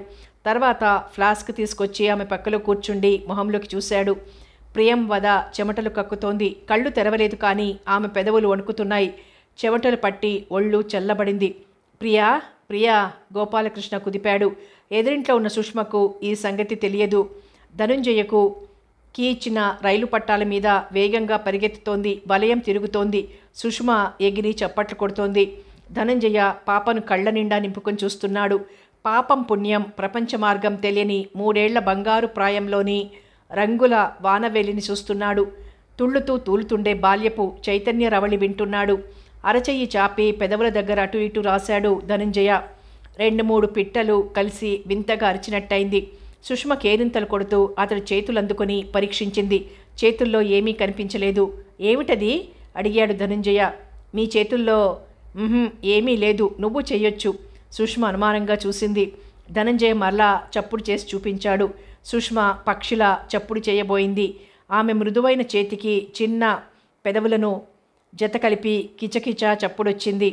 ధనంజయ పకపక నవ్వాడు. సుష్మ సిగ్గుగా చూసింది. సుష్మను దగ్గరకు తీసుకుని ముద్దుగా కౌగులించుకున్నాడు. కోతి బొమ్మ డ్రమ్స్ మోగించింది.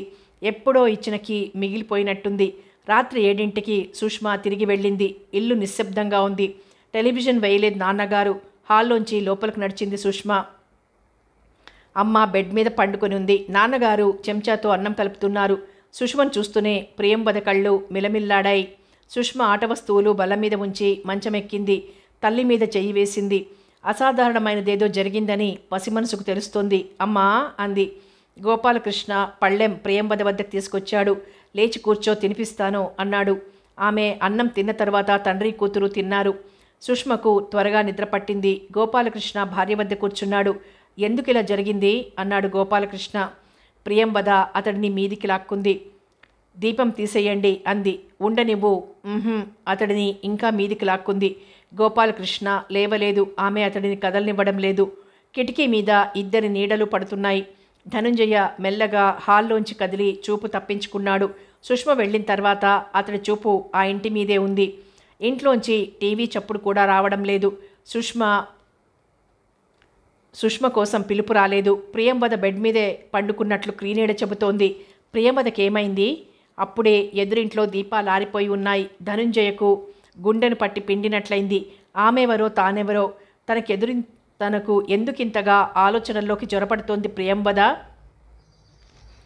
సాయంకాలం తన కారు వచ్చే వైపు చూస్తోంది. తానటు చూడగానే చటుకున తల తిప్పుకుంది. నల్లని లేళ్లలాంటి ఆమె కళ్ళ చుట్టూ సహజ సిద్ధమైన ఆకర్షణీయమైన నలుపు కొన్ని క్షణాల పాటు తనకు దూరంగా మెరిసి చటుక్కున మాయమయ్యాయి. ట్రిమ్మర్ లేత వెలుగు గదిలోకి జొరబడలేకపోయింది. వెలుగు తాలూకా ఛాయ మాత్రం గదిలో ప్రతిఫలిస్తోంది. ధనంజయ కళ్ళు మూసుకున్నాడు. ఎప్పుడు నిద్ర పట్టిందో తెలియదు. స్కూటర్ బర్రుమని చెప్పడవుతుంటే మెలకు వచ్చింది. టేబుల్ మీద గడియారం 7:30 చూపిస్తోంది. తూర్పు వైపు అద్దాల కిటికీ కిరణాలు పడి తళతళలాడుతోంది. కిటికీ తెరిచి చూశాడు. ప్రియంవద నవ్వుతూ చూస్తోంది. సుష్మ బ్యాగ్ని వీపు మీద అమర్చుకొని తాళ్ళు భుజాల కింద నుండి గుండెల మీదకు సర్దుకుంది. చేతులు 2 స్టీరింగ్ చక్రం తిప్పుతున్నట్లు అభినయిస్తూ కొద్దిపాటి స్థలంలో అటు ఇటు పరుగులు పెడుతోంది. సుష్మ, నువ్వు అలా పరుగులు పెడుతూ వెళ్ళావంటే క్యారియర్ పాడైపోతుందే నవ్వాపి అంది తల్లి. ఆమె కళ్ళల్లో కరుణను వాత్సల్యాన్ని చూస్తున్నాడు ధనంజయ. ఏం పర్వాలేదు, ఎంచక్క కూటలు లేకపోయినా పలుగెత్తికెళ్ళిపోతా అంటోంది సుష్మ. బస్సులొస్తే రోడ్డు మీద ఎలా తప్పుకుంటావే? సుష్మ గడుసుగా తల్లి మొహంలోకి చూసి, నా కాలుకి దాలి ఇవ్వకపోతే వాళ్ళని డీ అంది తల ఉంచి కుమ్ముతున్న భంగిమలో. ధనంజయ్ నవ్వుకున్నాడు. సార్, మిమ్మల్ని జీఎం గారు పిలుస్తున్నారు సార్. ధనంజయ తలెత్తి చూశాడు. అటెండర్ వినయంగా చేతులు కట్టుకుని నిలబడ్డాడు. అతని మొహంలో జీఎం తనను పిలిపించిన కారణం గురించి వెతకాలనుకున్నాడు ధనంజయ. అటెండర్ మొహంలో ఎలాంటి భావ ప్రకటన లేదు. జీఎం గదికి వెళ్తున్నాడే కానీ ధనంజయ మస్తిష్కంలో ఎన్నెన్నో ఆలోచనలు రేగుతున్నాయి. భీష్మనారాయణ ఎందుకు పిలిపించాడు? భీష్మనారాయణ ఒక కవర్ అతని ముందుంచి ప్రకాష్ పంపించాడు అన్నాడు. ధనంజయ పేరిట భీష్మనారాయణ కేరాఫ్తో వచ్చిన కవర్ అది. ధనంజయ తన ఆలోచనలను మర్చిపోయి ఉత్తరం తెరిచాడు. ప్రియమైన ధను, నీకోసం ఎక్కడని వెతకను? నాకు చెప్పకుండా ఊరు వదిలావు, నేనేమైపోవాలి? నీ కులం నా కులంతో ఏకీభవించదట. నా ఇష్టం వచ్చిన వాడిని పెళ్లాడే హక్కు నాకు లేదట. ఇంట్లో నాన్నతో యుద్ధమైపోయింది. ఒక ఆడపిల్లను ఎలా పోరాడగలను? నా నిర్ణయం సరైందేనని ఎలా సరిదిద్దుకోగలను? నా బాధ ఎవరితో చెప్పుకొని ఉపశమనం పొందగలను?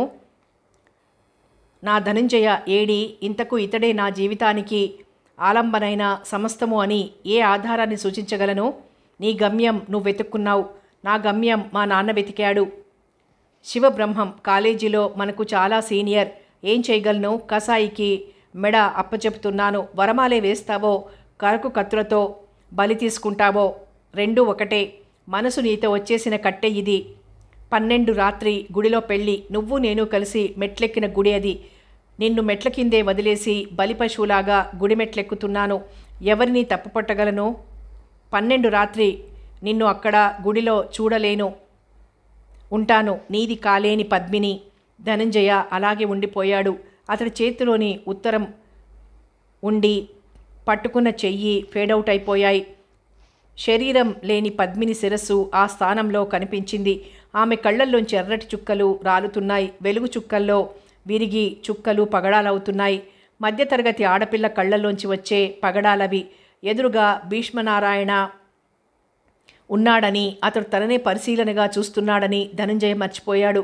అందుకే ఉత్తరం మరల చదివాడు. తల బరువెక్కుతోంది. మోయలేని ఆలోచన బరువుతో తల దిమ్మెక్కుతోంది. ఆ రోజు రాత్రి పద్మిని తండ్రి తనను గమనించాడు. వెంటనే ఆచరణలోకి వచ్చేశాడు. శివబ్రహ్మాన్ని అల్లుడుగా కుదిర్చేసుకున్నాడు. శివబ్రహ్మం అస్పష్టంగా గుర్తొస్తున్నాడు. ఇంటర్ సెకండ్ ఇయర్లో అతన్ని డిబార్ చేశారు. ప్రిన్సిపాల్ని కత్తితో బెదిరించి హైదరాబాద్ స్థాయిలో డిబార్ను కూడా రద్దు చేయించుకున్న ఘనుడు. పండ్ల వరుసలు ఒకదాని మీద ఒకటి బలంగా ఉరుసుకున్నాయి. ఆ క్రమంలో ధనుంజయ చెక్కిలి ఎముకలు చర్మంలోంచి ముందుకు చొచ్చుకువచ్చి అతడిలో చెలరేగుతున్న భావాల రాపిడికి అద్దం పట్టాయి. కాఫీ తాగండి మిస్టర్ ధనంజయ. ధనంజయ ఈ లోకంలోకి వచ్చి పడ్డాడు. భీష్మనారాయణ గొంతులో ఆత్మీయత, కళ్లల్లో ఆర్ద్రత, పసివాడిని చూస్తున్నట్లుగా మమత. అటెండర్ ట్రే ముందుకు చాపాడు. 2 కప్పులు పొగలు కక్కుతున్నాయి. ధనుంజయ చప్పున చైతన్యంలోకి రాలేకపోయాడు. అటెండర్ ఒక చేత్తో ట్రే పట్టుకొని రెండో చేత్తో కాఫీ కప్ అందించాడు. రిలాక్స్ అవ్వండి మిస్టర్ ధనంజయ. అన్ని ఒడిదుడుకులను కాలమే సరైన పరిష్కారం చూపిస్తుంది. లైట్గా తీసుకోండి. ధనంజయ ఆయన మొహంలోకి చూశాడు. నిన్నటికి నేటికి ఆయన మొహంలో ఎంత తేడా! అనుభవం నేర్పిన సంయమనం, సహనం. తన సీటులోకి వచ్చాడన్న మాటే గాని కళ్ళ ఎదుట పద్మినే కనిపిస్తోంది. తన మీద ఎన్ని ఆశలు పెంచుకున్నాడు తాను. పద్మినితో తన పెళ్లి జరిగిపోయినట్టే ఊహించుకున్నాడు. ఆమెకు జవాబు రాయలేదంటే ఎలా రాయగలడు? ఇంటికి రాస్తే అందదు, శాంతికి రాస్తే అత్తయ్య ఆమెకు అందనివ్వదు. ప్రకాష్ నిరికించాలని అప్పట్లో అనిపించలేదు. 12వ తారీఖు, రేపే 12. తన గుండెల్లోంచి జీవరక్తాన్ని తీసి నేల మీద పారబోసే రోజు రేపే. ఏం చెయ్యాలి తాను? పద్మిని తనను రావద్దని రాసింది. వస్తే తాను తట్టుకోలేనని రాసింది. రాకుండా మటుకు తాను ఆగగలడా? అతడు ఆగిపోయాడని తెలుసుకుని మాత్రం తట్టుకోగలదా? తాను వెళ్తాడు, పెళ్లికి వెళ్ళి తీరుతాడు. పద్మిని తండ్రితో కయ్యం వేసుకుంటాడు. యువతరం పౌరుషం ఏమిటో, ప్రేమ లోతులేమిటో తాను అతడికి తెలియచెబుతాడు. పద్మినికి సాహసం ఉంటే తీసుకునొచ్చేస్తాడు. సాయంకాలం ఇంటికొచ్చాడే కానీ మనసంతా అన్యాక్రాంతంగా ఉంది. టీ కాచుకుని తాగాలనిపించడం లేదు. మనసంతా పరాధీనంగా ఉంది. ఏం చేయడం? జీవితంలో మొదటి ప్రేమ పద్మినికి అంకితమైంది. ఆ రకమైన ప్రేమ ఆమెకొక్కతికే పరిమితం. ఆమె తన సర్వస్వం అనుకున్నాడు. సర్వస్వం కోల్పోతుంటే ఏం చెయ్యాలి? కళ్ళు మూసుకొని నిశ్చయానికి వచ్చేశాడు. యువ హృదయంలో అలజడి రేగకూడదు. రేగితే అది ఒక్క పట్టాన ఆగదు. అది ఏ దారి తొక్కుతుందో హృదయానికే తెలియదు. పద్మిని సోఫాలోంచి నిటారుగాయి మధ్యకు వంగి లేచి కూర్చున్నాడు. మీరా అంది పద్మిని. తెరిచిన తలుపు కానుకొని నిలబడ్డాడు ధనుంజయ. గుమ్మంలో పోతపోసిన విగ్రహంలాగా, మూర్తిభవించిన బంగపాటులాగా నిలబడి ఉన్నాడు. అద్దం దగ్గర తలదించుకుని కూర్చుంది పద్మిని. అలంకరణలో ఐశ్వర్యకాంతి. ఆమె బుగ్గల్లో, కళ్ళల్లో, ఒంట్లో అణువణువులో నీరత, నిశ్శబ్దత, ఒదిగిపోయిన తెగింపు. మీరు వస్తారనుకోలేదు. పద్మిని వణికింది. వణుకుతూనే అరచేతుల్లో మొహం కప్పుకుంది. ఒకే ఒక్క క్షణం ఆమె చేతులు ఎర్రటి లక్కపిడతల్లాగా గోరింటాకును పండించుకున్నాయి. మణికట్ల వద్ద బంగారు గాజులు కణకణమని తీయటి శబ్దాలు చేశాయి. ఇవేవి ఆమె బ్రతుకును పండించడం లేదు. ఆ విషయం ఆమె మొహంలో అతి స్పష్టంగా ద్యోతకమైంది. అద్దంలో ముందుకొచ్చాడు ధనుంజయ. బూట్ల శబ్దం క్రమంగా తనను సమీపించడం పద్మినికి తెలుస్తోంది. రైలు దిగి అరగంట కూడా కాలేదు అన్నాడు ధనుంజయ. మిమ్మల్ని ఎవరూ చూడలేదా? పద్మం చుట్టిన చేతులు విడివడిపోయాయి. కన్నీళ్లు మంచు బిందువుల రేకులను తడిపినట్లు తడిపాయి. మంచు బిందువులలో చెక్కిళ్ల ఎరుపు, గోరింట ఎరుపు ప్రతిఫలించి రక్తవర్ణం పులుముకున్నాయి. చూస్తే ఏం? ఎందుకొచ్చారు? రావద్దని. నిజం చెప్పు, నువ్వు మారిపోయావు. నేనా? నీ పిలుపు మారిపోయింది, నీ ప్రేమ మారిపోయింది. అంత సులువుగా నీ ధనువును ఎలా మర్చిపోయావు? నేను మర్చిపోయానా? ఆమె గొంతు కీచుమంది. తనకి ధను కావాలని అనుకున్నది అది అపురూపమైన అందరాని ఆస్తిలాగానే అయిపోయింది. తండ్రి చాటు బిడ్డకు స్వతంత్రం ఎక్కడా? ధైర్యం చేయగలవా? ఆమె కన్నీళ్లు తుడిచాడు. మంచు బిందువులు రేకుల మీద నుండి దూరంగా పడ్డాయి. ధైర్యమా? ఆమె గొంతు బెదిరిపోయింది. మంచిని ఊహించుకోగలడం కానీ ఆశించడం కానీ ఇప్పుడు ఆమెకు వల్ల కావడం లేదు. వీళ్ళందరినీ ఇప్పుడు ఎదిరించి రాగలవా? నేనా ధను? ఆమె పెదవులు వణికాయి. రాగలవు, నేనున్నాను. ఎదిరించు, త్యాగం చేయి, నన్ను నమ్ము. నీ ధనునే కదా? నమ్ముతాను అని ఆమె లేచింది. గుమ్మంలో ఆకారం ప్రత్యక్షమైంది. ముసలితనము, ఛాందసము పెనమర్చుకున్న ఆకారం, తన మాటే నెగ్గాలన్న పిడివాదం మూర్తిభవించిన ఆకారం వారి వైపు అడుగులు వేసింది. అంతకాలము ఆ ఆకారంతో సాహచర్యం పేరిట బానిసత్వం ప్రదర్శించిన స్త్రీమూర్తి కూడా వణుకుతూ ఆకారాన్ని వెంబడించింది. ఓహో, నువ్వేనా బాబు? ఈ సమయంలో కూడా దాని బ్రతుకులో నిప్పులు పోయడానికి దాపురించావా? అన్నాడు ముసలాయన. ధనంజయ అతడిని జాలిగా చూసి, నిప్పులా? పద్మినిని ప్రేమించాను. ఆమెతో నా సంసారం పంచుకుంటాను. నిప్పులని, నీరసమని పద్మిని బతుకులో చిచ్చురేపకండి. నాకిచ్చి పెళ్లి చేయండి. అవతలి వారికి నేను నచ్చజెప్పుకుంటాను. మమ్మల్ని కలిసి బతకనివ్వండి అన్నాడు. ముసలాయన మీసం దువ్వాడు. కోపం, అసహనం, అసహ్యం, చీత్కారం మీసంలో నింపుకున్నాడు. అతడి మాటలకు తర్కం లేదు. వంశ ప్రతిష్ఠ, కుల మర్యాద, పట్టింపులు మాకు ప్రాణం, అంతే. ధనుంజయను, అతడి బంధువులను తిట్టిన తిట్టు తిట్టకుండా తిట్టాడు. ధనుంజయలో పౌరుషం ఎగదన్నింది. పద్మిని కోసం సహించాడు. మరీ బతిమాలుకున్నాడు పద్మిని కోసం. ముసలాయన అంతకు అంతా అన్నాడు. చివరకు అతి హేయంగా ధనుంజయ మెడ మీద చెయ్యి వేసి గెంటాడు. ధనుంజయ పండ్ల బలిమిన ఓరిమి పట్టాడు. తానే తిరగబడి గెంటితే అతడి పెద్దరికం నిలబడదు. అతడే నిలబడలేడు. అతడిని పట్టించుకోవడం మానేసి పద్మిని వైపు తిరిగాడు. పద్మిని లేదక్కడ. బంధువులు గుమిగూడుతున్నారు. అమ్మో అమ్మో, నా కూతురు ముసలావిడ పెడబొబ్బలు పెడుతోంది. పద్మిని కోసం వెతుక్కుంటోంది. ఎక్కడో తలుపులు బాదుతున్న చప్పుడు. ధనుంజయ రివ్వుమని బాణంలాగా అటు పరిగెత్తాడు. ముసలావిడ తలుపులను దబదబా బాదుతోంది. ధనుంజయ ఆవిడను పక్కకు తప్పించి తలుపులను ధడాలన తన్నాడు. తలుపులు ఒరిగిపోయాయి. అటు పక్కనున్న కొయ్యగడ ఊడిపోయింది. అంత దూరంలో పడిపోయింది. ధనుంజయ స్థాణువైపోయాడు. పైన పెంకులు, మధ్యలో దూలం. దూలానికి చీర పొడవుగా వేలాడుతోంది. చీర చివర పద్మం లాంటి మొహం ముడిలో ఒరుసుకుపోతోంది. పాదాల చివర ఖాళీ స్థలం. కాస్త అటూ ఇటుగా దొర్లుతున్న గుండ్రటి టీపాయ్. ధనుంజయలో చైతన్యం పుంజుకుంది. ఒక్క ఉదుటన ముందుకు దూకాడు.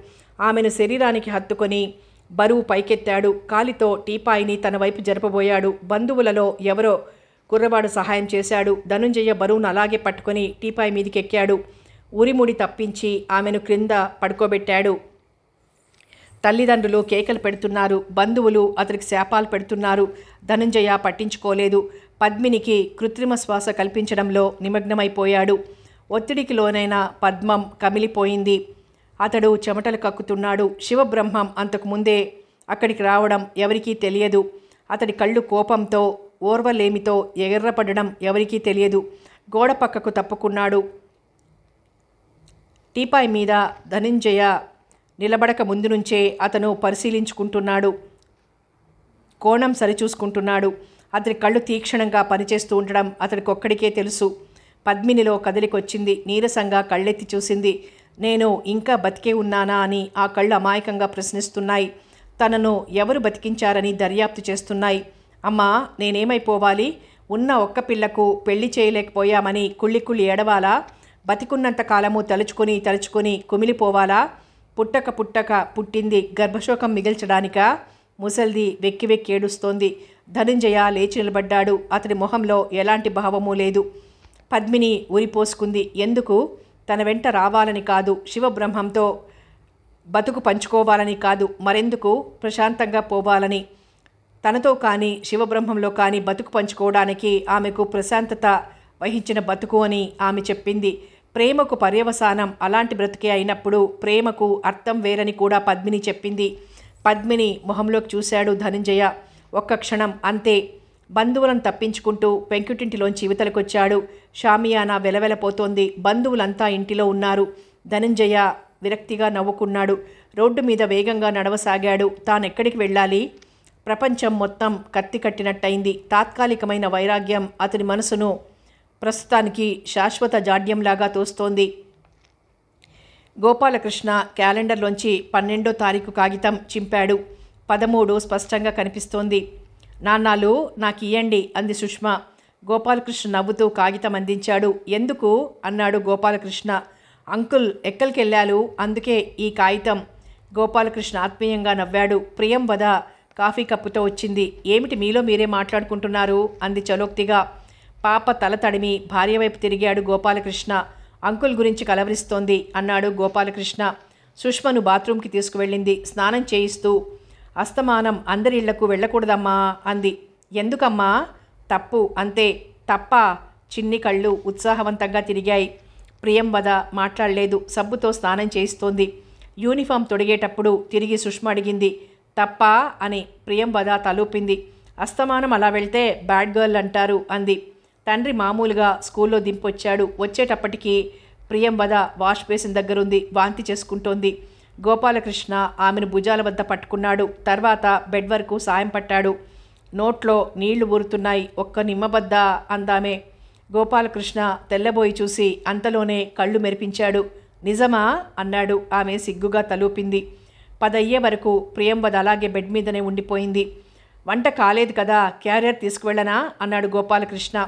నేను వద్దంటానని వంట చేసేస్తానని ఎదురు చూస్తున్నారేమో, ఆ పప్పులే ముడకవు. గోపాలకృష్ణ నవ్వాడు. ప్రియం వద శృతి కలిపింది. గోపాలకృష్ణ క్యారియర్ తీసుకుని బయలుదేరబోయాడు. ఎదురింటి ముందు టాక్సీ ఆగింది. గోపాలకృష్ణ అనుకోకుండానే టాక్సీలోకి చూశాడు. ధనుంజయ టాక్సీలోంచి దిగాడు. అతడి చూపులు ఎవరిని పరిశీలించడం లేదు.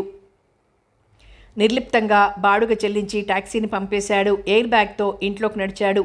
గోపాలకృష్ణ స్కూటర్ మీద వెళ్ళిపోయాడు. హాల్లో అలాగే నిలబడిపోయాడు ధనుంజయ. ప్రియం వద అంతసేపు అతడి వైపే చూస్తోంది కాబోలు. అతడు చూసేసరికి తల తిప్పింది. చూపులు మళ్లించుకుని వెనక్కి తిరిగింది. ఒక్క క్షణం పాటు మిలమిల్లాడే చేపలు కనిపించి మాయమైనట్టు, మన్మథ భావం వంపులు తిరిగి అటు పక్కకు ఒరిగినట్లు అనిపించింది. ధనుంజయ వెనక్కి తిరిగి ఇంట్లోకి వెళ్ళిపోయాడు. సోఫాలో కూర్చుండిపోయి అలాగే వాలిపోయి కళ్ళు మూసుకున్నాడు. ఒంట్లోకి చలి పెట్టుకొస్తోంది. ధనుంజయ ఎయిర్ బ్యాగ్లోంచి దుప్పటి తీసి కప్పుకున్నాడు. గదిలో దీపం వెలుగుతోంది. అమ్మలక్కలు కిలకిలా నవ్వుతూ పద్మినిని చుట్టుముట్టారు. గదిలో అగరవత్తుల పరిమళము, పువ్వుల వాసన మిళితమై వింత గుబాళింపుగా ఉంది. పద్మిని ఉక్కిరి బిక్కిరవుతోంది. అమ్మలక్కలు వెటకారమాడుతున్నారు, గిలిగింతలు పెడుతున్నారు. అంతవరకు తెలియని అనుభవం గురించి, ఎదురు చూస్తున్న కమ్మటి దాంపత్య జీవితం గురించి వాళ్ల సంభాషణలు, చతురోక్తులు నడుస్తున్నాయి. తర్వాత ఆమెను గది దాటించి పక్క గదిలోకి నెట్టి తలుపు మూశారు. గదిలో తలుపు దగ్గరే నిలబడిపోయింది పద్మిని. గదిలో డిమ్ లైట్ వెలుగుతోంది. అగరువత్తుల వాసన గదిలో అలుముకొని మధురంగా ఉంది వాతావరణం. ఒక పక్కగా డబుల్ కాట్ ఉంది. డబుల్ కాట్కి మల్లెపూలు హారాలుగా వేలాడుతున్నాయి. నీలం రంగు డిమ్ లైట్ కాంతిలో మల్లెపూలు చిన్న చిన్న వెన్నముద్దల్లాగా ఊగుతున్నాయి. డబుల్ కాట్కి అవతల వైపున శిలా విగ్రహంలాగా కూర్చుండి ఆమె వైపే చూస్తున్నాడు. అతడి చూపులలో ఆనందం లేదు, ఉత్సాహం లేదు. దర్యాప్తు చేయాలనే ఆతృత, దర్యాప్తు ఫలితాలిచ్చే కుటిలమైన సంతృప్తి ఉన్నాయి. ఇవేవీ పద్మినికి తెలియవు. పద్మిని తలదించుకొని నిల్చుంది. శివబ్రహ్మం కొద్దిగా కదిలి రా రా, అంతా కొత్తలాగానే ఉన్నట్టుంది అన్నాడు.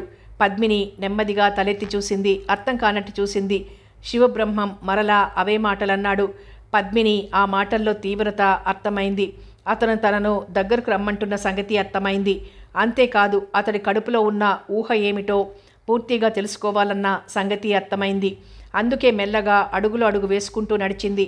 డబుల్ కాట్ యువతల కమ్మి వద్ద నిలబడింది. పద్మిని, ఇలా కూర్చో, సిగ్గు నటించకు అన్నాడు శివబ్రహ్మం. పద్మిని కళ్ళెత్తి అతడి కళ్ళలోకి చూసింది. నాకంతా తెలుసు. ధనుంజయ్తో నీ వ్యవహారం ఎంతవరకు వెళ్ళిందో మాత్రమే తెలియాలి అన్నాడు శివబ్రహ్మం. మధురమైన ఊహలతో తొలి రాత్రి పరువం పంచుకోవాలని తహతహలాడే ఆడపిల్లకు తన తొలి పరిచయం గురించి, తొలి ప్రేమ గురించి, పరువం పంచుకొని పరవశించవలసిన మగాడు ప్రశ్నిస్తే అచ్చమైన తల్లిదండ్రుల చాటు ఆడపిల్ల ఏం చెబుతుంది? అడగకూడని ప్రశ్న అది. తీసుకురాకూడని ప్రస్తావన అది. ఆడపిల్ల విషయంలో మాత్రం అది బలహీనమైన క్షణం. అంతేకాదు, అతి సున్నితమైన స్థానం మీద ఉంచి ఉంచి కొట్టిన దెబ్బ. పద్మినికి కళ్ళల్లో నీళ్లు తిరిగాయి. అతడితో పెళ్ళి అని ఊహించుకున్నాను. కాలేజీలో పరిచయం, అంతవరకే అంది పద్మిని. మీరిద్దరూ కలిసి ఎన్ని అడుగులు నడిచారు? పద్మిని ఏడుస్తోంది. గదిలో పక్కన తోడుండగా ఆమె దుస్సహమైన ఒంటరితనానికి గురైంది. కూర్చోవడానికి కానీ నిలబడటానికి కానీ అస్వతంత్రత ఆమె మీద పడింది. నేను చెప్పలేను, కానీ ఒక్కటి మాత్రం చెప్పగలనండి. నేను ఎలాంటి తప్పు చెయ్యలేదు. మన పెళ్ళికి, సంబంధానికి అవమానకరమైన పనేమీ చేయలేదు నేను. నన్ను నమ్మండి. చేసి ఉంటే కనీసం తర్వాతి కాలంలో రుజువైన మీ ఇష్టం వచ్చిన శిక్ష వెయ్యండి. వణుకుతోంది ఆమె. వణుకుతూనే అనవలసినదంతా అనేసింది. అన్న తర్వాత మరింత వణికిపోయింది. తన మాటను భర్త నమ్ముతాడా? భర్త, సంబంధం, ఆయనతో తనకి భార్యాభర్తల సంబంధం అన్న సంగతి గుర్తొచ్చి ఇంకా వణికిపోయింది. ఈ సంబంధం చచ్చిపోయే వరకు ఉండేది. ఈ కథలన్నీ నమ్మేస్తాననుకుంటున్నావు కదూ? నవ్వాడు శివబ్రహ్మం. ఆ నవ్వు కంటే అపహాస్యమే ఎక్కువగా ఉంది. నవ్వు కంటే సాపత్యమే ఎక్కువ ఉంది. ఆమెలో ధైర్యం అడుగంటింది. మీ ఇద్దరూ కలిసి ఎక్కడెక్కడ తిరిగారో, ఎన్నెన్ని భాషలు చేసుకున్నారో, ఎంత దూరం వెళ్లారో అంతా నాకు తెలుసు అన్నాడు శివబ్రహ్మం. ఆమె ఇక మాట్లాడలేకపోయింది. భర్త మొండిపట్టు పట్టుకొని కూర్చున్నాడు. తొలి రాత్రి అతన్ని తానెలా ఓదార్చగలదు? ఎంతకని నమ్మించగలదు? శివబ్రహ్మం గ్లాస్కోలాల్చి జేబులో చేయి పెట్టాడు. ఎర్రటి రంగు కాగితం బయటికి తీశాడు. కాగితం చూసి ఉలిక్కిపడింది పద్మిని. నువ్వు చివరిసారిగా ధనంజయ్కి రాసిన ఉత్తరం అన్నాడు శివబ్రహ్మం ఆమె సందేహం తీరుస్తూ. నన్ను క్షమించండి. నేను గతాన్ని, గతకాలం సంబంధాలను తుడిచివేసుకుంటాను. మీ పాదాల దగ్గర. నాన్సెన్స్. ఇంత అయినా సరే నువ్వు ఇంత అమాయకురాలిలాగా, కన్నెపిల్లలాగా నటించకు. అతడేమంటున్నాడో పద్మినికి సులువుగా అర్థమైపోయింది. ఆమెకు అర్థం కానిదేమైనా ఉంటే అతడి మాటలకు బట్టి పూర్తిగా మబ్బు వీడిపోయింది. రేపు మనం లేడీ డాక్టర్ని సంప్రదించబోతున్నాం. ఆమె చెబుతుంది నువ్వు కన్నెపిల్లవో, కామిని పిశాచానివో. పద్మినికి ఒళ్ళు ఊగుతోంది. గిరుక్కున మెలిక తిరిగి డబుల్ కాట్ మీదకు ఒరిగిపోయింది. వెన్నముద్దల్లాంటి మల్లెపూలు ఆమెకు దారిచ్చాయి. శివబ్రహ్మం పకపక నవ్వాడు. తర్వాత గదిలో నిశ్శబ్దం. నీలం లైటు ఇంకా మూగగా వెలుగుతూనే ఉంది. వెలుగులో క్షణాలు నిమిషాల్లో దొర్లి అర్ధరాత్రి వైపు పరుగులు తీస్తున్నాయి. శివబ్రహ్మం ఇంకా అలాగే చూస్తున్నాడు. ప్రియంవద తలంటుకున్న వెంట్రుకలు చిక్కు తీసుకుంటూ పెరట్లోకి వచ్చింది. ఆమె వెనకనే గోపాలకృష్ణ కూడా వచ్చాడు. ప్లీజ్, తప్పదు అన్నాడు గోపాలకృష్ణ. ప్రియంవద తల విసిరింది. కురులు పొడవుపాటి కుచ్చులాగా అయ్యి వీపు మీదకి పడ్డాయి. ఎందుకు వచ్చిన ఉద్యోగం బాబు? శుభ్రంగా రాజీనామా ఇచ్చేయండి. మన ఊరికి పోయి వ్యవసాయం చేసుకుందాం అంది ప్రియంవద. వ్యవసాయమా? నేను చేయగలనంటావా? నేను తోడుంటాను కదా. అంటే మధ్యాహ్నం గంపలో అన్నం పెట్టుకొని పొలానికి వస్తావా? ఎక్కడైతే ఏం, మన ఇద్దరము ఒకే చోట బతికేలాగా అయితే. ఇలా రాత్రి పగలు లేని డ్యూటీ అయితే అప్పుడు మన సుష్మ ఎంచక్క పేడముద్దలు పిసుక్కుంటూ చింపిరి జుత్తు వెనక్కి మోచేతో తోసుకుంటూ మీకంతా వెటకారమే. చల్లటి నీడలో పైరు మీద నుండి వచ్చే గాలిలో స్వేచ్ఛగా ప్రకృతి మధ్య కాయకష్టం చేసుకునే శ్రామిక జనం పలకరింపులతో. ఆహా, పల్లెటూళ్ళు అంత ప్రశాంతంగా ఏమీ లేవు. పోండి, మీవన్నీ అబద్ధాలు. సరే, నావన్నీ అబద్ధాలు. కాస్తంత బట్టలు సర్దుతావా? ప్రియంవద దీనంగా చూసింది. ఆమెలో అంతసేపు ఉన్న గడుస్తనం బేలతనంగా మారిపోయింది. ఏమండి, అప్పుడే వేళైపోయిందా అంది. ఎన్నింటికి ఏమిటి? రాయగడ బస్సు మరో గంటలో. కనీసం ఇంట్లోంచి బయలుదేరాలి. డిపోలో ఎక్కేస్తాను. బస్సు సీటు దొరుకుతుంది. ఎంత తొందర నా నుండి పారిపోవడానికి? ఎంత తొందరగా వీలైతే అంత తొందరగా. ఏం నేనంత భయంకరంగా ఉన్నానా? నేనే భయంకరంగా ఉన్నానని పారిపోతున్నాను. ప్రియంవద తేరిపారా చూసింది. ఏమిటిది సంభాషణ ఇటుమళ్ళుతోంది? ఆయన లేకుండా నాకు ఒక్క క్షణం కూడా ఈ మహానగరంలో ఉండలేదు. ఆయన అంతే. అయితే ఆ విషయాలు ఒకరితో ఒకరు వ్యక్తం చేసుకోవడం ఎలా? ఇలా మాత్రం కాదేమో. ఆమె అతడి శిరస్సుకు దగ్గరగా తీసుకోవాలని ఆత్మీయంగా ఛాతికి అదుముకొని బలంగా హద్దుకొని తన గుండె చప్పుడు వినిపించాలని అతడితో ఈ మిగిలిన గంట సమయము తదేకంగా గడపాలని ఎన్నెన్నో ఊహించుకుంటోంది. అయితే ఊహ ప్రస్తుతానికి సాధ్యం కాదు. అందుకే ఆ భంగపాటు నుండి తప్పించుకోవటానికే కురులు ఆరబెట్టుకునే నెపంతో పెరట్లోకి వచ్చింది. ఆయన తన క్యాంప్కి పనికి వచ్చే కాగితాలు సర్దుకుంటున్నాడు. ఏమిటి అలా చూస్తున్నావు? అడిగాడు గోపాలకృష్ణ తిరిగి. ప్రియంవద వెనక్కి తిరిగి ఇంట్లోకి పారిపోయింది. అలాగే సూట్ కేసులో బట్టలు సర్దుతోంది. గోపాలకృష్ణ 3 రోజుల క్యాంప్కి వెళ్తున్నారు. రాయగడలో ఆయన చేసే ఆఫీసుకు బ్రాంచ్ ఆఫీస్ తనిఖీ బాధ్యత కూడా ఆయన కర్తవ్యాలలో ఒకటి. చిచి బెదవాఫీసు తిట్టుకుంది ప్రియంవద. ఆమె భుజం మీద చెయ్యి పడింది. ఆమెకు గుండె జల్లుమంది, చేతిని తడిమింది. భార్యాభర్తలు అలా ఎంతసేపు ఉన్నారో వాళ్లకే తెలియదు. బయట కారు హారన్ మోగింది. మన కోసమే ధనుంజయ తయారై సిద్ధంగా ఉన్నాడు అన్నాడు గోపాలకృష్ణ. ఎందుకు? మీరు స్కూటర్ మీద వెళ్ళి డిపో నుండి ఎవరు తీసుకొస్తారు? నాకు నేర్పిస్తే కాదు ఇలాంటి సందర్భంలో పనికొచ్చేది. ఆమె చెక్కిళ్ళు చిదిమాడు గోపాలకృష్ణ. సూట్ కేసు చేతిలోకి తీసుకున్నాడు. ఆమెను బలంగా కౌగిలించుకున్నాడు. మీరు రాగానే మనం ఆసుపత్రికి వెళ్ళాలి అన్నదామె. వద్దు, ఉంచేసుకుందాం. సుష్మకేటు 4వ సంవత్సరం వచ్చేసింది కదా. ప్రియంవద అర్ధాంగీకరంగా తలూపింది. ఆమెను చెక్కిల మీద ముద్దు పెట్టుకుని బయలుదేరాడు గోపాలకృష్ణ. సూట్ కేసు కారులో పెట్టి ముందు సీట్లో కూర్చున్నాడు. అతడు తల తిప్పి ఇంటివైపు చూడలేదు. ప్రియంవద మొహం చూడలేకనే అతడు తల తిప్పలేదు. వెళ్దామా కృష్ణగారు? అడిగాడు ధనుంజయ. అడుగుతూనే యథాలాపంగా ఇంటివైపు చూశాడు. గుమ్మంలో ప్రియంవద దిగాలుగా నిలబడి ఉంది. లేని సంతోషాన్ని మొహం మీద చూపించాలని ప్రయత్నిస్తోంది. వెళ్ళిపోదాం అన్నాడు గోపాలకృష్ణ. కారు చిన్న కుదుపుతో కదిలింది. గోపాలకృష్ణ వెనక్కి తిరిగి చెయ్యూపాడు. ప్రియంవద బొమ్మలాగా నిలబడిపోయింది. కారు బలమైన పళ్ళ చక్రాల సాయంతో తన గుండెను ఒడిసిపట్టి లాగుతున్నట్లుగా ఆమె నిస్సత్తువుగా చూస్తోంది. కారులో నిశ్శబ్దంగా కూర్చున్నాడు గోపాలకృష్ణ. మీకు తరచూ క్యాంపులుంటాయా? అడిగాడు ధనుంజయ. 2 నెలలకి 3 నెలలకి ఒకసారి అన్నాడు గోపాలకృష్ణ. ప్రియంవద గారు చాలా బాధపడుతున్నారు. పిచ్చిది. ఉద్యోగం అన్న తర్వాత తప్పదు కదా. సుష్మకు చెప్పారా? తల్లి కంటే నయం. ఎప్పులొత్తావు నాన్నాలు అంది. ధనుంజయ నవ్వాడు. హైవే పక్కనే ఉంది బస్ డిపో. డిపో ముందు కారు ఆగింది. గోపాలకృష్ణ కారు దిగాడు. చెయ్యి చాపి సూట్ కేసు అందుకున్నాడు. ధనుంజయ కారుకు తాళం పెట్టి దిగబోయాడు. మీరు వెళ్ళిపోండి, అసలే మీ ఒంట్లో బాగుండలేదు కదా, విశ్రాంతి తీసుకోండి వారించాడు గోపాలకృష్ణ. ధనుంజయ వాచి చూసుకున్నాడు. సమయం సాయంత్రం 4 అవ్వొస్తోంది. కాన్వెంట్కు వెళ్తానన్నాడు ధనుంజయ. మిమ్మల్ని శ్రమ పెడుతున్నాం ఇంటిల్లిపాదిమి. అలాగా, తప్పకుండా శ్రమ పెట్టండి. గోపాలకృష్ణ నవ్వి చెయ్యి ఊపి డిపోలోకి నడిచాడు. ధనుంజయ కాన్వెంట్ నుండి పాపను ఇంటికి చేర్చి తిరిగి బయటికి వెళ్ళిపోయాడు. నీళ్ల గదిలో ఉండగానే పాప వచ్చింది. ఆమె చేతిలో కాఫీ కప్పుంది.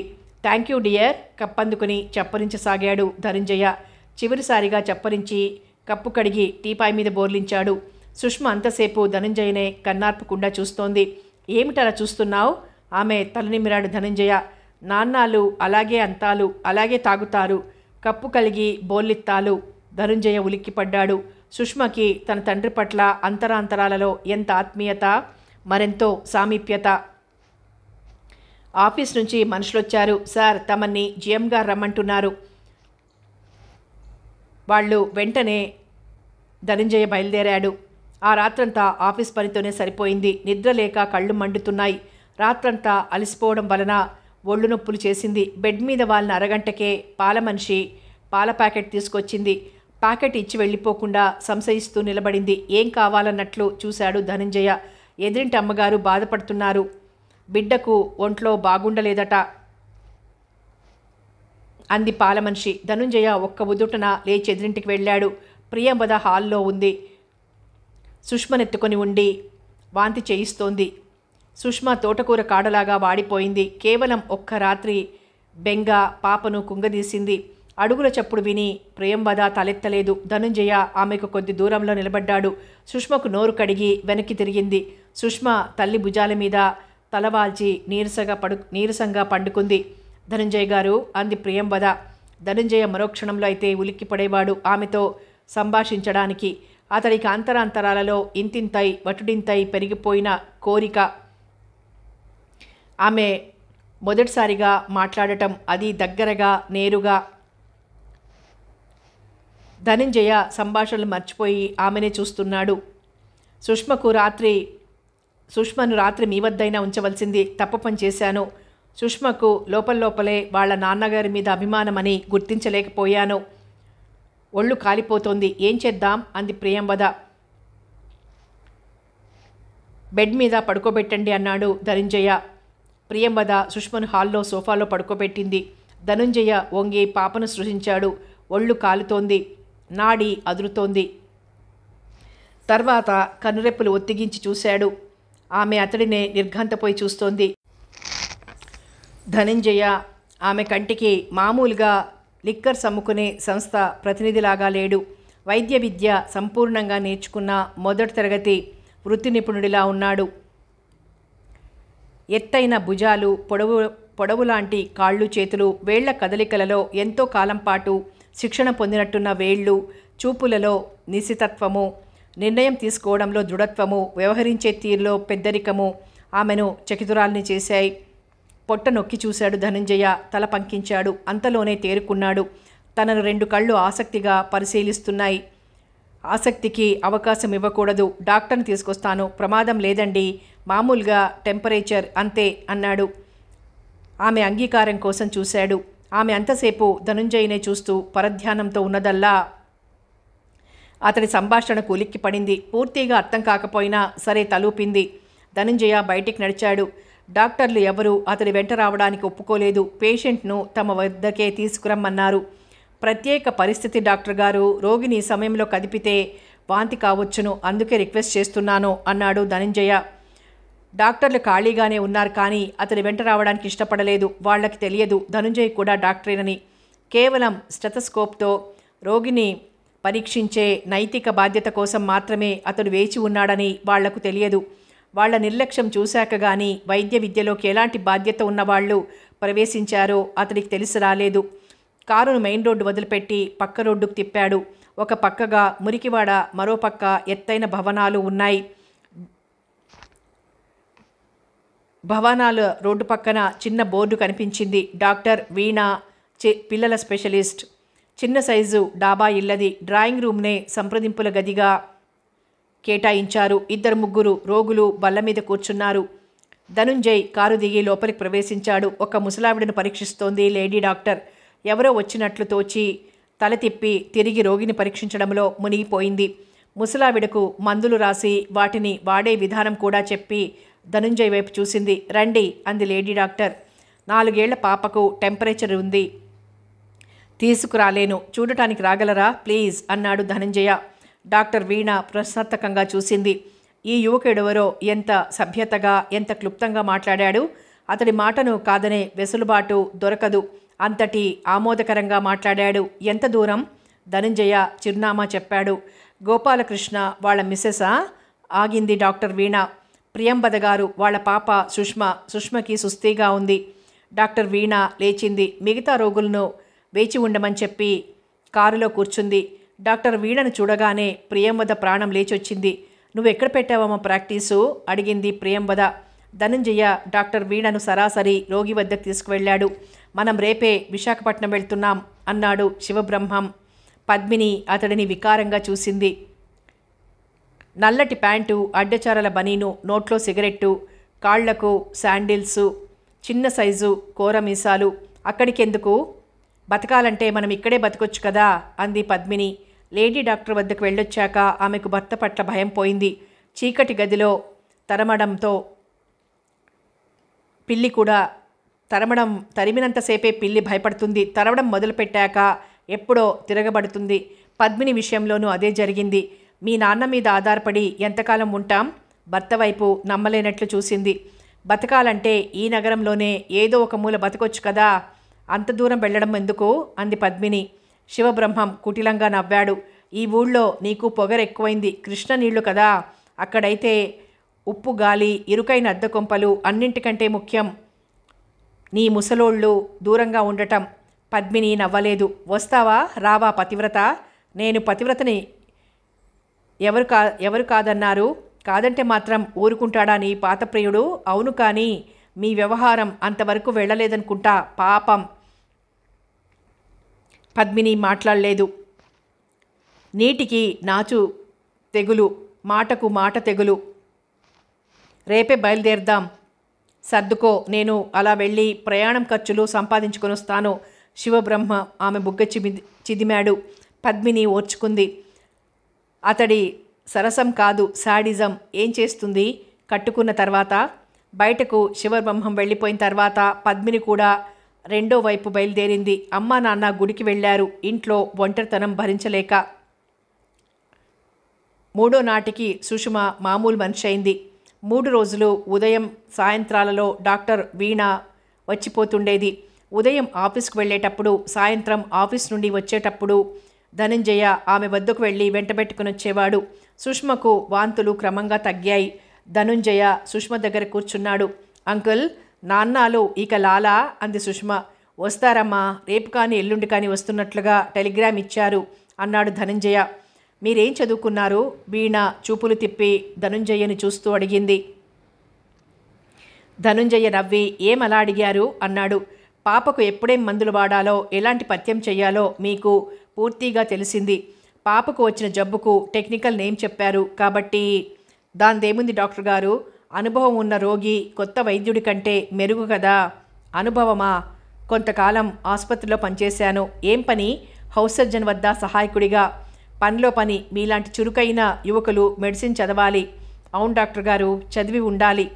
డాక్టర్ వీణ సిగ్గుగా చూసింది. అతని చూపులు కొంటెగా ఉన్నాయి. మాట తీరు సరదాగా ఉంది. మెడిసిన్ చదివి కొత్తగా ప్రాక్టీస్ పెట్టిన ఒక ఆడపిల్ల ఇంచుమించు అదే స్థితిలో ఉన్న అబ్బాయితో ఏం మాట్లాడుతుంది? ఇద్దరు మెడిసిన్ కోర్సులో రాటు తేలిన వాళ్లే. వీణ, బొత్తిగా 7 మల్లె పువ్వులు తూగేలాగా ఉన్నావు. తిండి తినడం మానేస్తున్నావా? కలగజేసుకుంది ప్రియంవద. సన్నగా ఉంటే ఏం వదినా, ఆరోగ్యంగా ఉన్నాను, చాలదు అంది వీణ నవ్వుతూ. స్పెషలైజేషన్ ఏం తీసుకున్నారు అడిగాడు ధనంజయ. నేనే స్పెషలిస్ట్నో బల్ల మీద రాసి వ్రేలాడగట్టాను. అది చూసే మీరు నా దగ్గరకు వచ్చారు అంది వీణ. ధనంజయ్ ఆమెను పరిశీలనగా చూశాడు.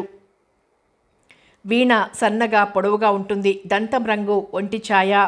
తల పైకి దువ్వుకొని చిన్న బొట్టు పెట్టుకుంది. అంతగా ఖరీదు కానీ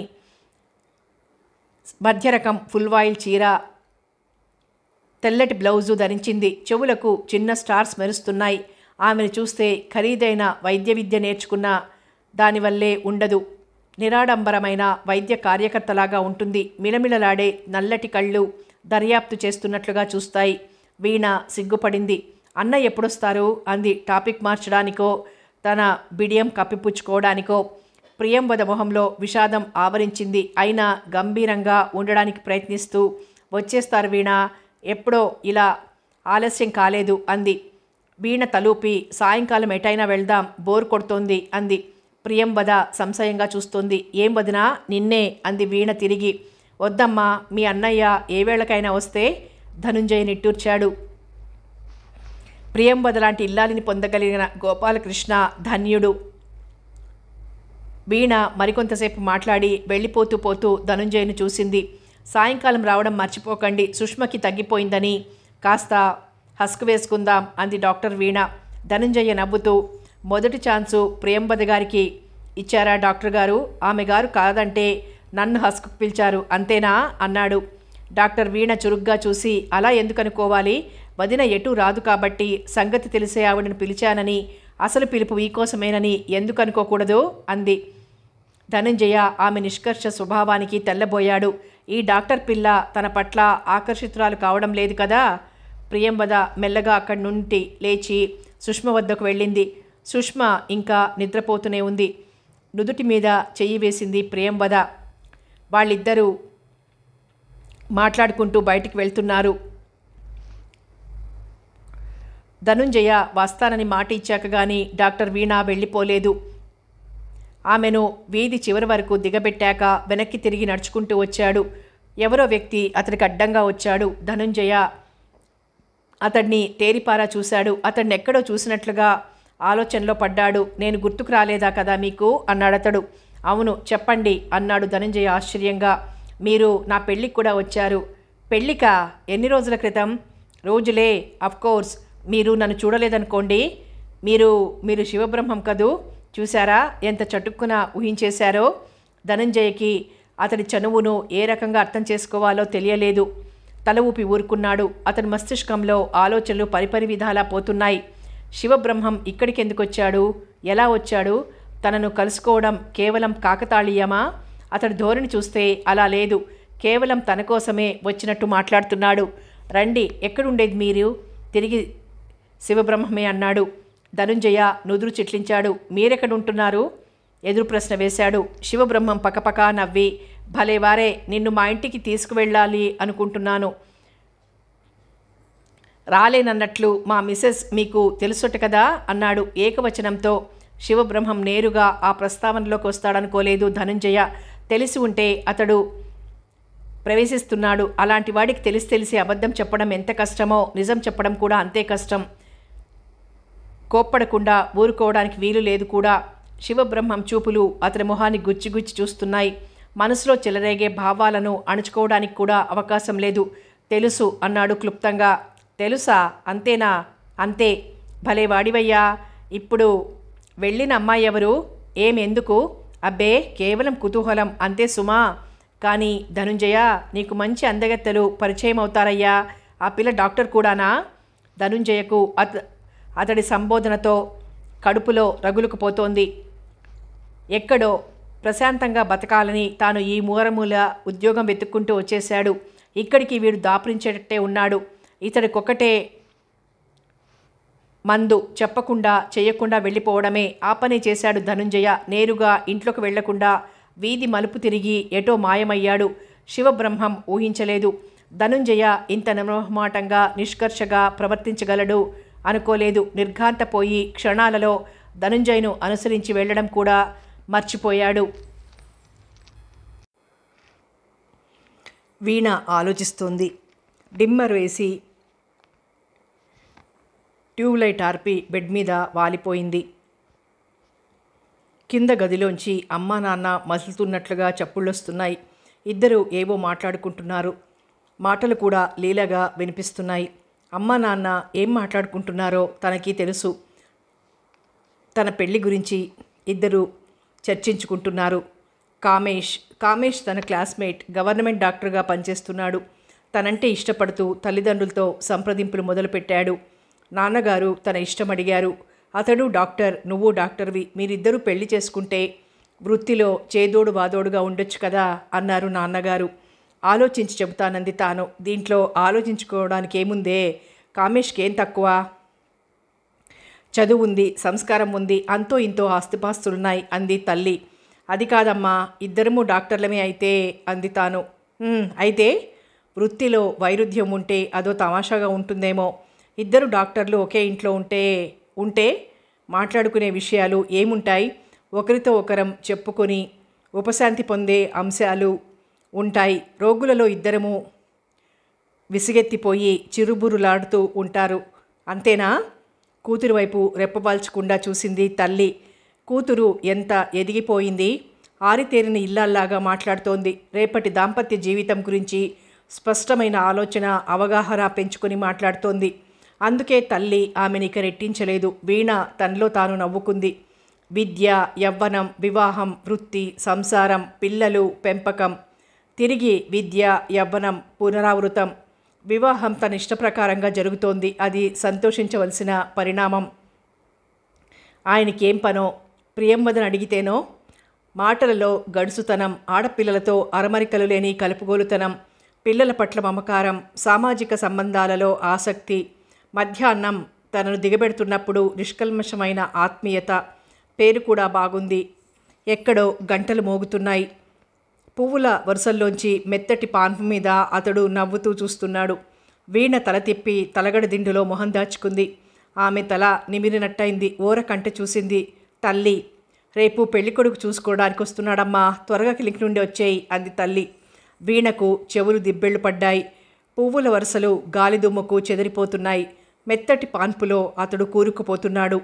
వీణ భావోద్రేకం అణుచుకొని మందహాసం చేసింది. ఏ ఒడిదుడుకులైనా తాను తట్టుకోగలదు, ఎలాంటి పరిస్థితులైనా తాను కాచుకోగలదు. తనకు అమ్మా నాన్న సహకరిస్తారు. వీణ తల్లి చెయ్యి పట్టుకుంది. ఆత్మీయత, వాత్సల్యాల హామీ ఆ స్పర్శలో దొరికింది. పిచ్చి పిల్ల నవ్వింది తల్లి. రాయగడ వదిలిపెడుతోంది బస్సు. కండక్టర్ ప్రయాణికులను లెక్క పెట్టుకొని టికెట్లు సరిచూసుకుంటున్నాడు. ఎటు చూసినా బంజరు భూములు, బండరాళ్ళు, ఎత్తు పల్లాల బాటలు, వాటి మధ్యలో పెరిగే పిచ్చి మొక్కలు, ముళ్ళ పొదలు.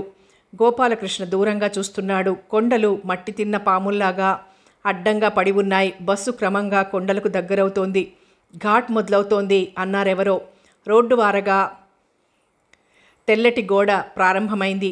బస్సు గంభీరంగా ఒక్కసారి ఉక్కిలించినట్టు శబ్దం చేసి తిరిగి ఒకే గేర్లో బరువుగా ఘాట్ రోడ్లో ఎక్కుతోంది. రోడ్డుకు పక్కగా పల్లంలో యూకలిప్టస్ మొక్కలు, ఇతర అడవి మొక్కలు వెనక్కి జరిగిపోతున్నాయి.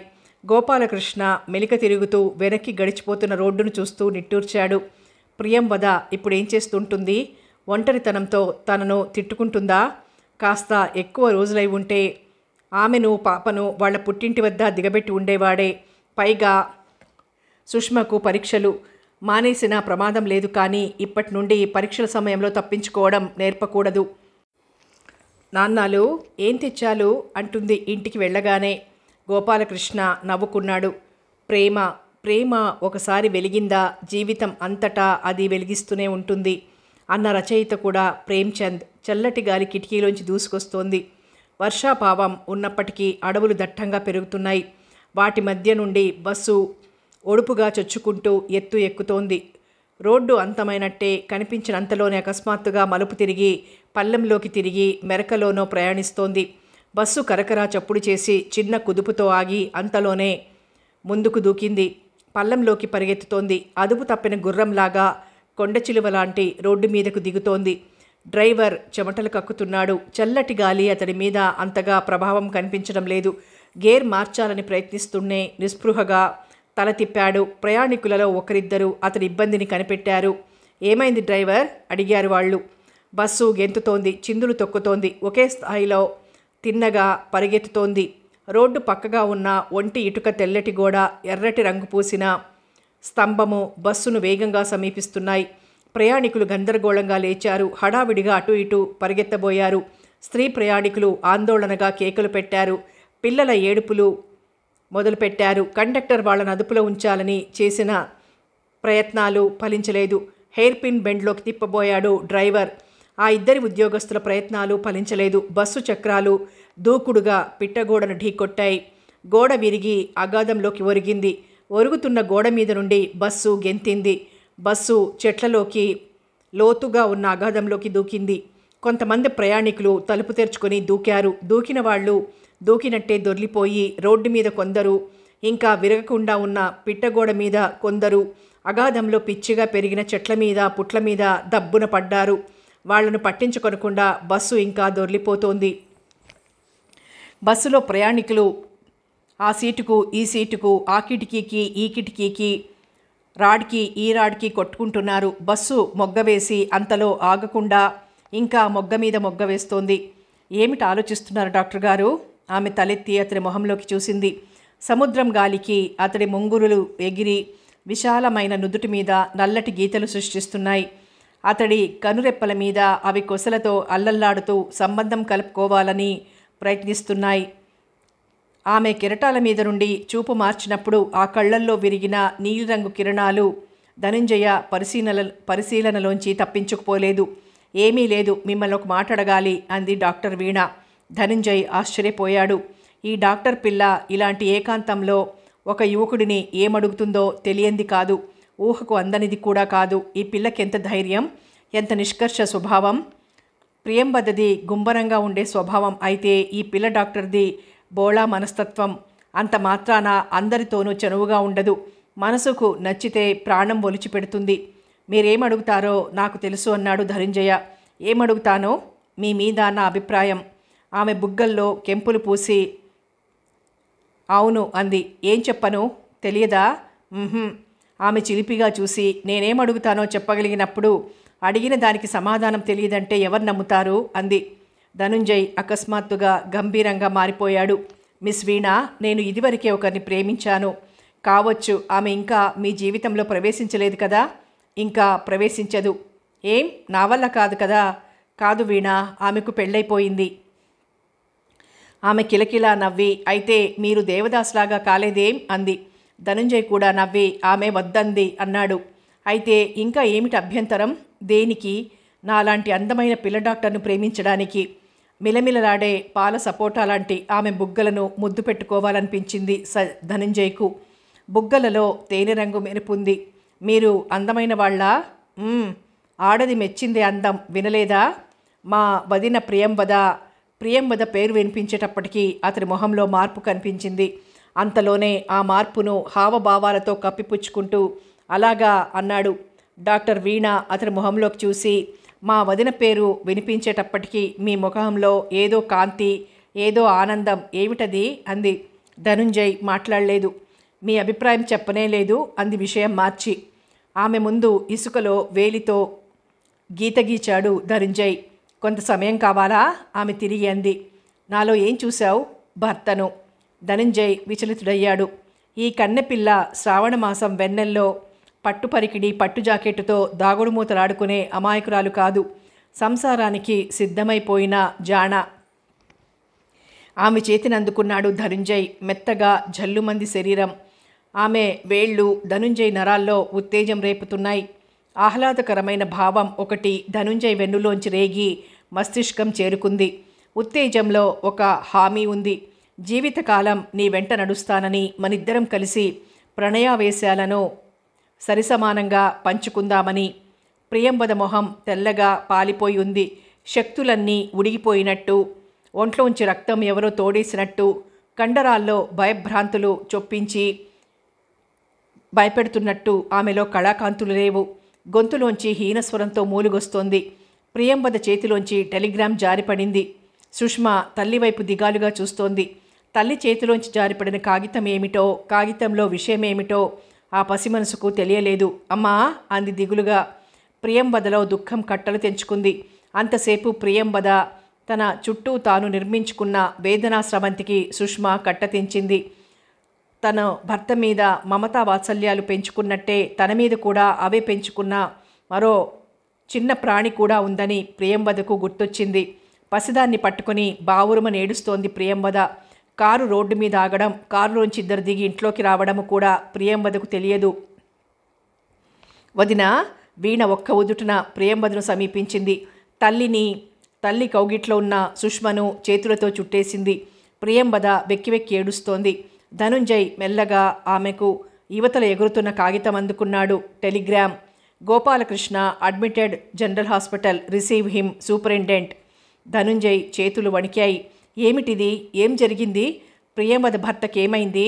అతడికి ఏమైనా అయితే ప్రియంవద తట్టుకోగలుగుతుందా? ఈ పరిస్థితిని ఎలా ఎదుర్కోవడం? ప్రియంవద వైపు తల తిప్పాడు. ప్రియంవద తలెత్తడం లేదు. కేవలం ఏడవడం మాత్రమే తన కర్తవ్యంగా ఆమె ఏడుస్తోంది. వదిన ఏం జరిగింది? అడిగింది వీణ. ధనుంజయ్ మనసంతా బరువెక్కిపోతోంది. ప్రియంవదను సమీపించాడు. బాధపడకండి, ఏం జరిగిందో మనకి పూర్తిగా తెలియదు కదా. నేను రాయగఢ్ వెళ్ళొస్తాను అన్నాడు ధనుంజయ్. ప్రియంవద మాట్లాడలేదు. వెక్కి వెక్కి ఏడవడం వలన పోయిన ఊపిరి కోసం రొప్పుతోంది. మెల్లగా తలెత్తి మాత్రం చూసింది. ఆమె కళ్ళు ఎర్రటి అగ్ని కణాల్లాగా ఉన్నాయి. తెల్లగా పాలిపోయి ఉన్న మొహంలో ఆమె కళ్ళు భయంకరంగా ఉన్నాయి. చెక్కిళ్ళు కన్నీటితో తడిసి మలినమైపోయాయి. ఆమె నుండి సుష్మను విడదీసి పట్టుకుంది వీణ. ప్రియంవద పెదిమలు అల్లాలాడాయి. ఏదో చెప్పబోయి ఆగిపోయింది. తరువాత హీనస్వరంలో అంది, నేను కూడా మీ వెంట వస్తాను. డాక్టర్ వీణ అందుకుంది. అవునండి, వదినను కూడా మీ వెంట తీసుకువెళ్ళండి. వదిన ఇక్కడ ఉండి తట్టుకోలేదు. అన్నయ్యకు అక్కడ పరిచర్యలు చేయడానికి ఉంటుంది. సుష్మను నా దగ్గరుంచుకుంటాను. నీ దగ్గరుండను, నాన్నల దగ్గరికి వెళ్ళిపోతాను అంది సుష్మ. సుష్మను సమాధానపరిచి ప్రియంవద ప్రయాణమైంది. ఈ లోపులో ధనుంజయ బయటికి వెళ్ళి భీష్మనారాయణకి విషయం చెప్పి వచ్చాడు. రాయగడ బస్సు బయలుదేరడానికి 5 గంటల వ్యవధి ఉంది. ఇద్దరూ టాక్సీలో వెళ్లారు. ఉదయం 10 గంటలకు గాని ఆసుపత్రికి చేరుకోలేకపోయారు. ధనుంజయ్ ఆసుపత్రి సిబ్బందితో సంప్రదించాడు. ఆసుపత్రి కలియ తిరిగినా ఫలితం కనిపించలేదు. ప్రియంవద ఇక తిరగలేక బయట బల్ల మీద నిస్త్రాణగా కూర్చుండిపోయింది. అరగంట తర్వాత ధనుంజయ్ మొహం వేలాడేసుకొచ్చాడు. మనం ప్రమాదం జరిగిన చోటుకు వెళ్దాం అంది ప్రియంవద. ఇద్దరూ టాక్సీ వైపు కదిలారు. చెట్టు పక్కకు ఒక భయంకరాకారం తప్పుకోవడం ఇద్దరికీ తెలీదు. టాక్సీ ఘాట్ రోడ్లో ఆగింది. పిట్టగోడ పగిలిపోయి ఉండటము, చెట్టు విరిగిపోయి పొదలు నలిగిపోయి ఉండటము, అక్కడక్కడ చింతపిక్క రంగులో మరకలై ఉండటము జరిగిపోయిన దృశ్యం తాలూకు చిత్రానికి సాక్షిభూతంగా మిగిలిపోయి ఉన్నాయి. బస్సు ఇంకా లోయలోనే ఉంది. ప్రియంవద అరచేతులలో మొహం కప్పుకుని ఏడుస్తోంది. అకస్మాత్తుగా ఏడుపాపి పిచ్చిగా చూసింది. పిట్టగోడ మీద నిలబడి అకస్మాత్తుగా అటు పక్కకు గెంతింది. ఆమె క్షణంలో 1000వ వంతు ఊరుకుంటే ప్రియంవద కోరుకున్న ప్రమాదమే జరిగిపోయేది. హిస్టరికల్గా ఆమె మొహంలో చెలరేగే భావాలను అంతకు ముందు నుండి ధనుంజయ్ కనిపెడుతూ ఉండబట్టి ఆమె అటు దొర్లిపోకుండా ఆగింది. ప్రియంవద అతడి చేతులలో ఇరుక్కుపోయిన తన చేతిని గింజుకుంటూ పిచ్చిగా అరుస్తోంది. వదలండి, నన్ను చచ్చిపోనివ్వండి, బతకను. వారు లేకుండా ఇంకా బతుకేమిటి? మీకు పుణ్యం ఉంటుంది, వదలండి. ధనుంజయ్ వదల్లేదు. ఆమె పిచ్చి కోపాన్ని లెక్క చేయకుండా బలవంతంగా రెండో చేతిని ఆమె భుజం చుట్టూ వేసి పిట్టగోడకు దూరంగా లాక్కుంటూ పోయాడు. కంగారు పడకండి ప్రియంవద గారు. గోపాలకృష్ణ గారికి ఏం జరిగిందో మనకి తెలియదు కదా. గోపాలకృష్ణ గారు ఈ బస్సులోనే ఉన్నారు కాబట్టి లగేజీలు తారుమారయ్యాయి. గోపాలకృష్ణ గారు బస్సులోంచి దూకేస్తుంటారు అంటున్నాడు ధనుంజయ్. లోయలో ఇంకా ఉన్న బస్సులో ఉన్నారేమో అన్నదామే.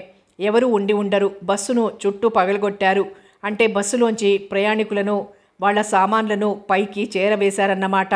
ఆ పరిస్థితిలోనే గోపాలకృష్ణ గారి లగేజీ. ఆమె తల అడ్డంగా తిప్పింది. ధనుంజయ్ టాక్సీ డ్రైవర్కి సైగ చేశాడు. టాక్సీ వాళ్ల పక్క ఆగింది. ప్రియంవద క్రిందకు జారిపోబోయింది. ధనుంజయ ఆమెను పొదివి పట్టుకొని డ్రైవర్ సహాయంతో వెనక సీట్లో కూర్చోబెట్టాడు. ఊపిరి పీల్చుతోందా లేదా అన్నట్టుగా ఉన్నది ప్రియంవద. పోలీస్ జీపు రోడ్డు మీద మలుపు తిరగబోయింది. చిన్న రోడ్డు కావడంతో అది సాధ్యపడలేదు.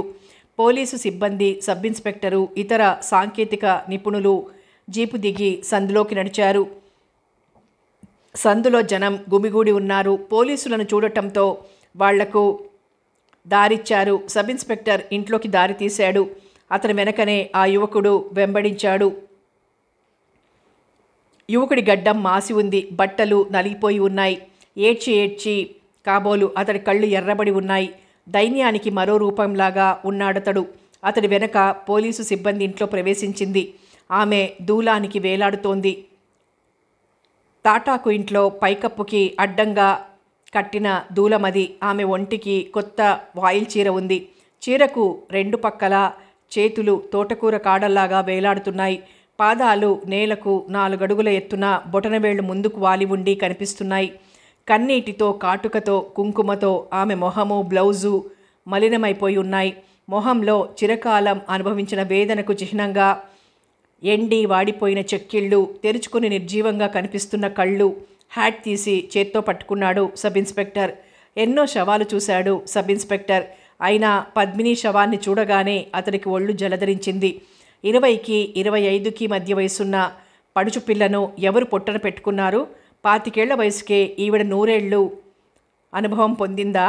ఎస్ఐ గుప్పిళ్ళు బిగుసుకున్నాయి. నా భార్య సార్, నేను బయటకు వెళ్ళేసరికి బాగానే నవ్వుతూ వీడ్కోలు ఇచ్చిన నా భార్య తిరిగి వచ్చేసరికి ఇలా అవుతుందనుకోలేదు సార్ అంటూ శివబ్రహ్మం రొప్పుతున్నాడు. ఎస్ఐ అతన్ని విచిత్రంగా చూసి, కంగారు పడకండి, హత్య ఎలా జరిగిందో లేక ఆత్మహత్యో ఒకవైపు నిర్ధారణ చేసుకోవాలి. హత్యకు లేదా ఆత్మహత్యకు దారితీసిన పరిస్థితులు, కారకులైన వ్యక్తులు మేము దర్యాప్తు చేస్తాం అని తన సిబ్బంది వైపు తిరిగి సైగ చేశాడు. ఫోటోగ్రాఫర్ శవాన్ని వివిధ కోణాల్లో ఫోటోలు తీయసాగాడు. వేలిముద్రల నిపుణుడు వేలిముద్రలుంటాయని తోచిన చోటల్లా పౌడర్ స్ప్రే చేయసాగాడు. శవ పంచాయతీ ముగిసేసరికి ఉదయం 11 అయింది. ఎస్ఐ ఇంట్రాగేషన్ ప్రారంభించాడు. శివబ్రహ్మంతో మొదలైంది. మీ పేరు? శివబ్రహ్మం. చనిపోయిన స్త్రీ మీకేమవుతుంది? భార్య సార్. నీకు పెళ్ళై ఎంతకాలమైంది? 2 నెలలు.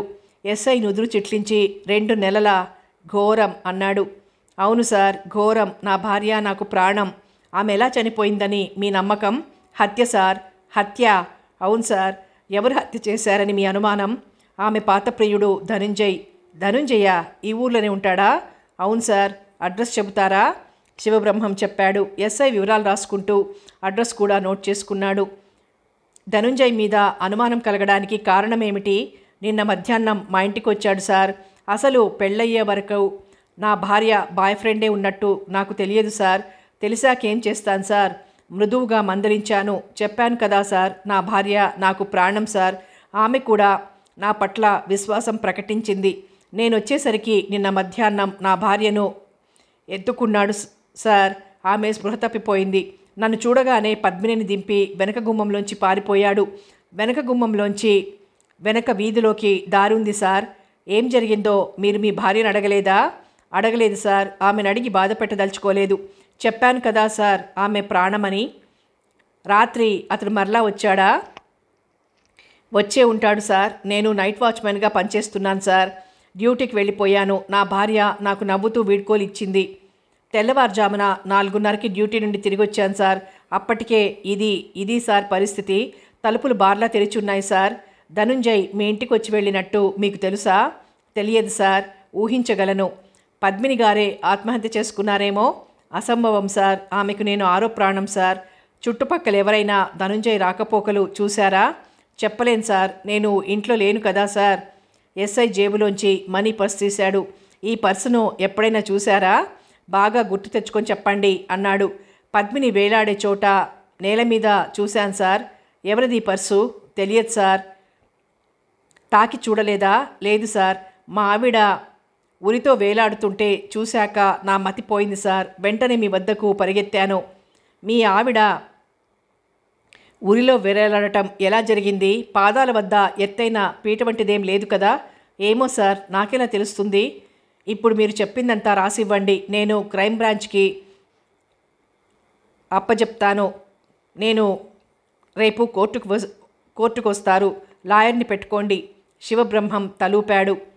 వీణ, ధనుంజయ్ గొంతు బొంగురుపోయింది. ఒక్కరోజుకే అతడి మొహంలో కళాకాంతులు తప్పాయి.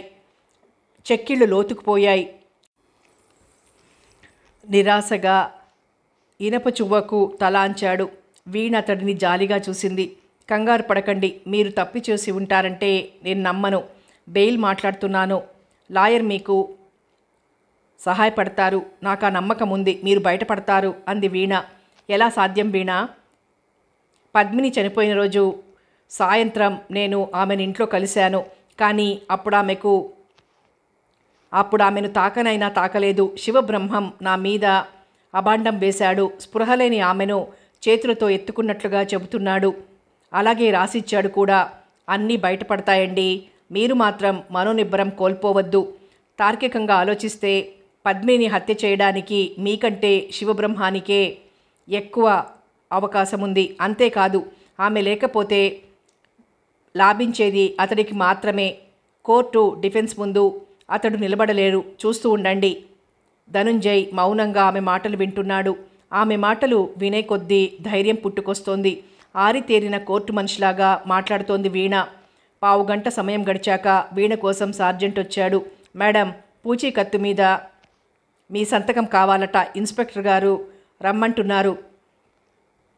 సార్జెంట్ వెంట వీణ వెళ్ళిపోయింది. ధనుంజయ్ నిట్టూర్చాడు. పద్మిని ఎలా చచ్చిపోయింది? ఆత్మహత్య చేసుకుందా? ఆత్మహత్య అయి ఉంటే కింద ఎత్తైన పీఠం ఉండి ఉండాలి. కానీ పీఠం కాదు. హత్య చేసి ఉంటే శివబ్రహ్మమే హత్య చేసి ఉండాలి. హింసించి చివరికి ఆమెను ప్రాణం తీసే వరకు వదల్లేదు శివబ్రహ్మం. భార్యను శివబ్రహ్మం ఎందుకు చంపి ఉంటాడు? వరకట్నం కోసమా? నడవాలో అలికిడైంది. శుతిమెత్తటి అడుగులతో హుందాగా ఆమె నడిచొస్తోంది. మీరా అన్నాడు ధనుంజయ్. ఇక్కడికి మీరెందుకు వచ్చారు? ఏం రాకూడదా? ఎందుకిలా ధనుంజయ్ గారు? ప్రియంవద కళ్ళల్లో నీళ్లు తిరిగాయి. పక్కకు తిరిగి కళ్ళొత్తుకుంది. ఆమె ఈ వారం రోజుల్లోనూ రెట్టింపు వయస్సుకు ఎదిగిపోయినట్లయింది. చెప్పలేనండి. శివబ్రహ్మం గొప్పగా పకడ్బందీగా కేసు బనాయించాడు. కేసు సులువుగా తేలిపోతుందిలేండి. మీరు పద్మినిని చంపవలసిన ఆక్షేపరం అవసరం ఏముంటుంది? ఉంటే గింటే అతడికే ఉంది. త్వరగా మళ్ళీ పెళ్లి చేసుకోవడానికి ఎవరు నమ్ముతారు? భయపడకండి. కోర్టులు న్యాయము మరి అంత గుడ్డిగా లేవు. ధనుంజయ్ నిట్టూర్చి, నేను అరెస్ట్ అయిన వెంటనే భీష్మనారాయణ గారు కలుగజేసుకోకుండా ఉంటే పోలీసులు నన్ను చావచితగదన్ని నేరం ఒప్పించేవారు. లేదా లాకప్లో ఆత్మహత్య చేసుకున్నట్టు. కటకటాల మధ్య నుండి ఆమె చెయ్యి ధనుంజయ్ పెదవులను మూసింది. ధనుంజయ్ వణికాడు. లాకప్లో చావు గుర్తొచ్చి కాదు, ఆత్మీయతతో వణికాడు. ఒక తోడబుట్టిన దానిలాగా ప్రియంవద కనబరుస్తోంది. అందుకే ధనుంజయ్కి వణుకుతో పాటు కళ్ళనీళ్లు తిరిగాయి. ఆమె చేతిని అలాగే అందిపుచ్చుకున్నాడు. పోలీస్ స్టేషన్ వెలుపల నుండి 2 కళ్ళు కిటికీలోంచి చూస్తున్నాయి. భయంకరమైన మొహంలో ఊడిపడటానికి సిద్ధంగా ఉన్న కళ్ళవి. ప్రియంవద స్థాణువులాగా నిలబడిపోయింది. హోరు గాలిలో కొట్టుకుపోతున్న శిశువు తల్లి చెయ్యి పట్టుకొని అదే సమస్తమైన ఆధారంలాగా భావించి చేతిని అల్లుకుపోయినట్లుగా ధనుంజయ్ ఆమె చేతిని అల్లుకుపోయాడు. ప్రియంవద రెండో చేతితో అతడి తల నిమురుతోంది. సరిగ్గా అదే సమయానికి వీణ అక్కడికొచ్చింది. అక్కడి దృశ్యం ఆమెని విచలితురాలిని చేసింది. ఎంతసేపు అలా నిలబడిపోయిందో ధనుంజయ్ ముందుగా తేరుకొని వీణను చూశాడు. ప్రియంవద చేతిని మెల్లగా విడిచిపెట్టాడు. 50 రూపాయల పూచీకత్తు మీద మిమ్మల్ని విడుదల చేస్తున్నారు అంది వీణ. కాగితాల మీద తిరిగి సంతకాల కార్యక్రమం జరిగింది. ధనుంజయ్ ఇంటికి వచ్చాడన్న మాటే కానీ మనశ్శాంతి లేకుండా పోయింది. దారిన పోయే వాళ్లంతా తన వైపే ఒక నేరస్తుడిని చూస్తున్నట్లుగా అనిపిస్తోంది అతడికి. బావా, ధనుంజయ్ చెవుల మీద గులాబీ రేకులు రాసినట్టయింది. ముక్కు పుటాలకు మరువం గుత్తులు చేరువైనట్లయింది. బావా, బావా, నేనొచ్చేశాను. నువ్వు రాకపోయినా నీకోసం వచ్చేశాను బావా. యువర్ ఆనర్, ముద్దాయి ధనుంజయ్ చనిపోయిన పద్మినితో పూర్వ సంబంధం ఉంది. వాళ్ల ప్రణయం చాలా దూరం వెళ్ళింది. పద్మిని పెళ్లి సాంప్రదాయ సిద్ధంగా శివబ్రహ్మం గారితో జరిగింది. అయినప్పటికీ ముద్దాయి తన పాత ప్రియురాల్ని కలుసుకోవడం మానుకోలేదు. పద్మిని 4 రోజులకు చనిపోతుందనగా, అంటే ఫిబ్రవరి 18వ తేదీన ముద్దాయి ఇంటికి వెళ్ళి తనను ఇక మీదట కలుసుకోవద్దని బతిమాలింది. అయినప్పటికీ ముద్దాయి ఆమె మాటలు వినలేదు. ముద్దాయి ఆమె ఇంటికి అటు తర్వాత ఫిబ్రవరి 21వ తారీఖున సాయంత్రం వేళల్లో వెళ్ళాడు. ఆమెను బలవంతం చేయబోయాడు. పద్మిని నిర్ఘాంతపోయింది. తన సంసారంలో నిప్పులు పోయవద్దని బతిమాలింది. ఇక మీదట తమ ఇంటివైపు రావద్దని చేతులెత్తి మొక్కింది. యువర్ ఆనర్, కామావేశంలో వణికిపోతున్న ముద్దాయి ఆమె మాటలు వినిపించుకునే దశలో లేడు. ఆమె చేత బలవంతంగా పెళ్లినాటి పట్టుచీర కట్టించాడు. ఆమె అతడి హింసకు తట్టుకోలేక స్పృహ తప్పిపోయింది. యువర్ ఆనర్, ఈ ఫోటోలు పరిశీలించండి. ఎగ్జిబిట్ ఏగా 3 ఫోటోలు ప్రజెంట్ చేస్తున్నాను యువర్ ఆనర్. స్పృహ తప్పిపోయిన పద్మినిని కిరాతకంగా అనుభవించాడు ముద్దాయి. పద్మిని భర్త శివబ్రహ్మం గారు రావడం చూసి వెనక వీధిలోకి పారిపోయాడు. తన భార్య మీద అనుమానం వచ్చినప్పటికీ కేవలం ప్రేమతో పద్మినిని ఏం జరిగిందో అడగకుండానే శివబ్రహ్మం గారు నైట్ డ్యూటీకి వెళ్ళిపోయారు. ముద్దాయి పద్మిని మీద భ్రాంతి వదులుకోలేక రాత్రి మరలా వచ్చాడు. ఆమెను మరలా బలవంతం చేశాడు. యువర్ ఆనర్, పద్మిని అరవబోయింది. చుట్టుపక్కల దగ్గరగా కట్టిన ఇళ్ళు, చిన్న చిన్న దుకాణాలు ముద్దాయికి ఆమె నోటిని మూయక తప్పలేదు. క్షణికావేశంలో చేసిన హత్య ఇది. ఆమె ఉరి తీసుకున్నట్లుగా సృష్టించి ముద్దాయి మాయమయ్యాడు. బలాత్కారం, హత్య, పరారీ నేరాల క్రింద ముద్దాయిని కోర్టువారు శిక్షించాలని కోరుతూ ఇంతటితో ముగిస్తున్నాను అన్నాడు పబ్లిక్ ప్రాసిక్యూటర్. కోర్టు హాలు 1 నిమిషం పాటు నిశ్శబ్దమైపోయింది. ఒక పక్క బోనులో ధనుంజయ్ నిలబడి ఉన్నాడు. రెండో పక్క బోనులో శివబ్రహ్మం ఉన్నాడు. ధనుంజయ్ ప్రేక్షకుల గ్యాలరీలోకి చూశాడు.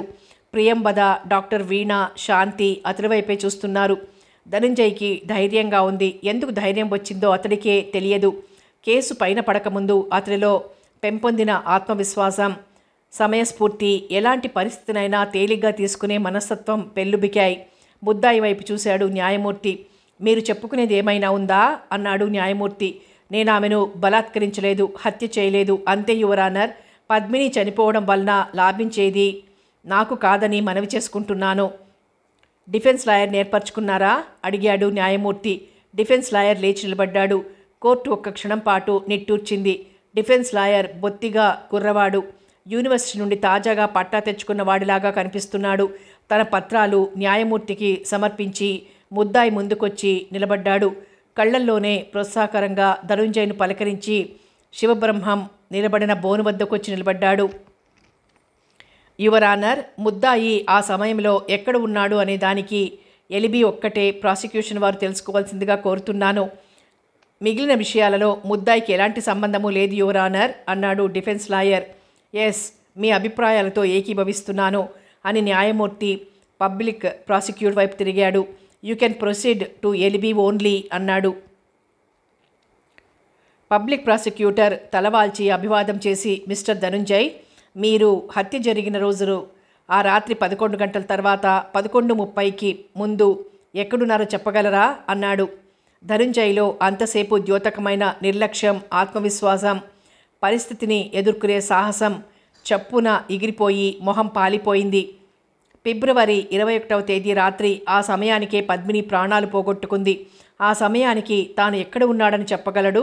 ఎలా చెప్పడం? కోర్టు హాలు సూది పడితే వినబడే నిశ్శబ్దంతో మూగపోయింది. న్యాయమూర్తి, కోర్టు గుమాస్తాలు, బంట్రోతులు, పోలీసు ఉద్యోగులు, ప్రేక్షకులు ధనుంజయ ఏం చెప్తాడా అని నోరు మొహాలు చూస్తూ ఉన్నారు. వాళ్ల చెవులు అతడికి అప్పజెప్పేశారు. డిఫెన్స్ లాయర్ అయితే పిచ్చెత్తిన వాడిలాగా గుట్లప్పగించి నిర్ఘాంతపోయి కేసు ఎలిబి మీద ఆధారపడి ముగియనున్నది. కొద్దిగా ఆలస్యంగానైనా సెషన్స్ కోర్టులో శివబ్రహ్మం మెడకు ఉరి బిగియనున్నది. అంతా ధనుంజయ్ చెప్పబోయే ఎలిబిని ప్రధానం చేసుకొని ఉంటుంది. శాంతి, వీణ సరేసరి ఊపిరి బిగబట్టి చూస్తున్నారు. ఈ నిశ్శబ్దంలో ఒక స్త్రీమూర్తి డిఫెన్స్ లాయర్ వద్దకు నడిచింది. ఆమె ప్రేక్షకులలో నుంచి నడిచి రావడం ఎవ్వరూ గమనించలేదు. డిఫెన్స్ లాయర్ వద్ద ప్రత్యక్షమైనప్పుడు మాత్రమే ఆమెను ప్రేక్షకులు చూశారు. వదిన, గొణుక్కుంది వీణ. డిఫెన్స్ లాయర్ ఆమెను నోరావలించి చూశాడు. నేను సాక్ష్యం చెబుతాను, ఏర్పాటు చేయండి అంది ప్రియంవద. క్షణాలలో ఏర్పాట్లు జరిగాయి. ప్రమాణం చేయడం ముగిసింది. డిఫెన్స్ లాయర్ ఆమెను ప్రశ్నలు వేయడం మొదలుపెట్టాడు. మీరు? ప్రియంవద, మీకు ముద్దాయి తెలుసా? తెలుసు. ఎలా తెలుసు? మా ఇంటి ఎదురుగా ఉంటున్నారు. మీ వారేం చేస్తుంటారు? చెట్టియార్ ట్రావెల్స్లో పనిచేస్తారు. ఫిబ్రవరి 21వ తేదీ రాత్రి 11 గంటల తర్వాత ముద్దాయి ఎక్కడున్నారో చెబుతారా? కోర్టు ఊపిరి బిగబట్టి వింటోంది. నా గదిలో. ఏం చేస్తున్నారు? నిద్రపోతున్నారు. దట్స్ ఆల్ అని న్యాయమూర్తి వైపు తిరిగి, యువర్ ఆనర్, ముద్దాయికి సంబంధించిన ఎలిబి రుజువైంది. ముద్దాయిని నిర్దోషిగా కోర్టు వారు విడుదల చేయాలని కోరుతున్నాను అన్నాడు డిఫెన్స్ లాయర్. న్యాయమూర్తి ఆలోచనలో పడ్డాడు. పబ్లిక్ ప్రాసిక్యూటర్ ఆమెను క్రాస్ ఎగ్జామిన్ మొదలుపెట్టాడు. మీ ఇంట్లో, మీ గదిలో పరపురుషుడు ఉన్నాడని చెప్పారు, అవునా? అవును. ఎందుకున్నాడో చెబుతారా? చెప్పనక్కర్లేదనుకుంటాను.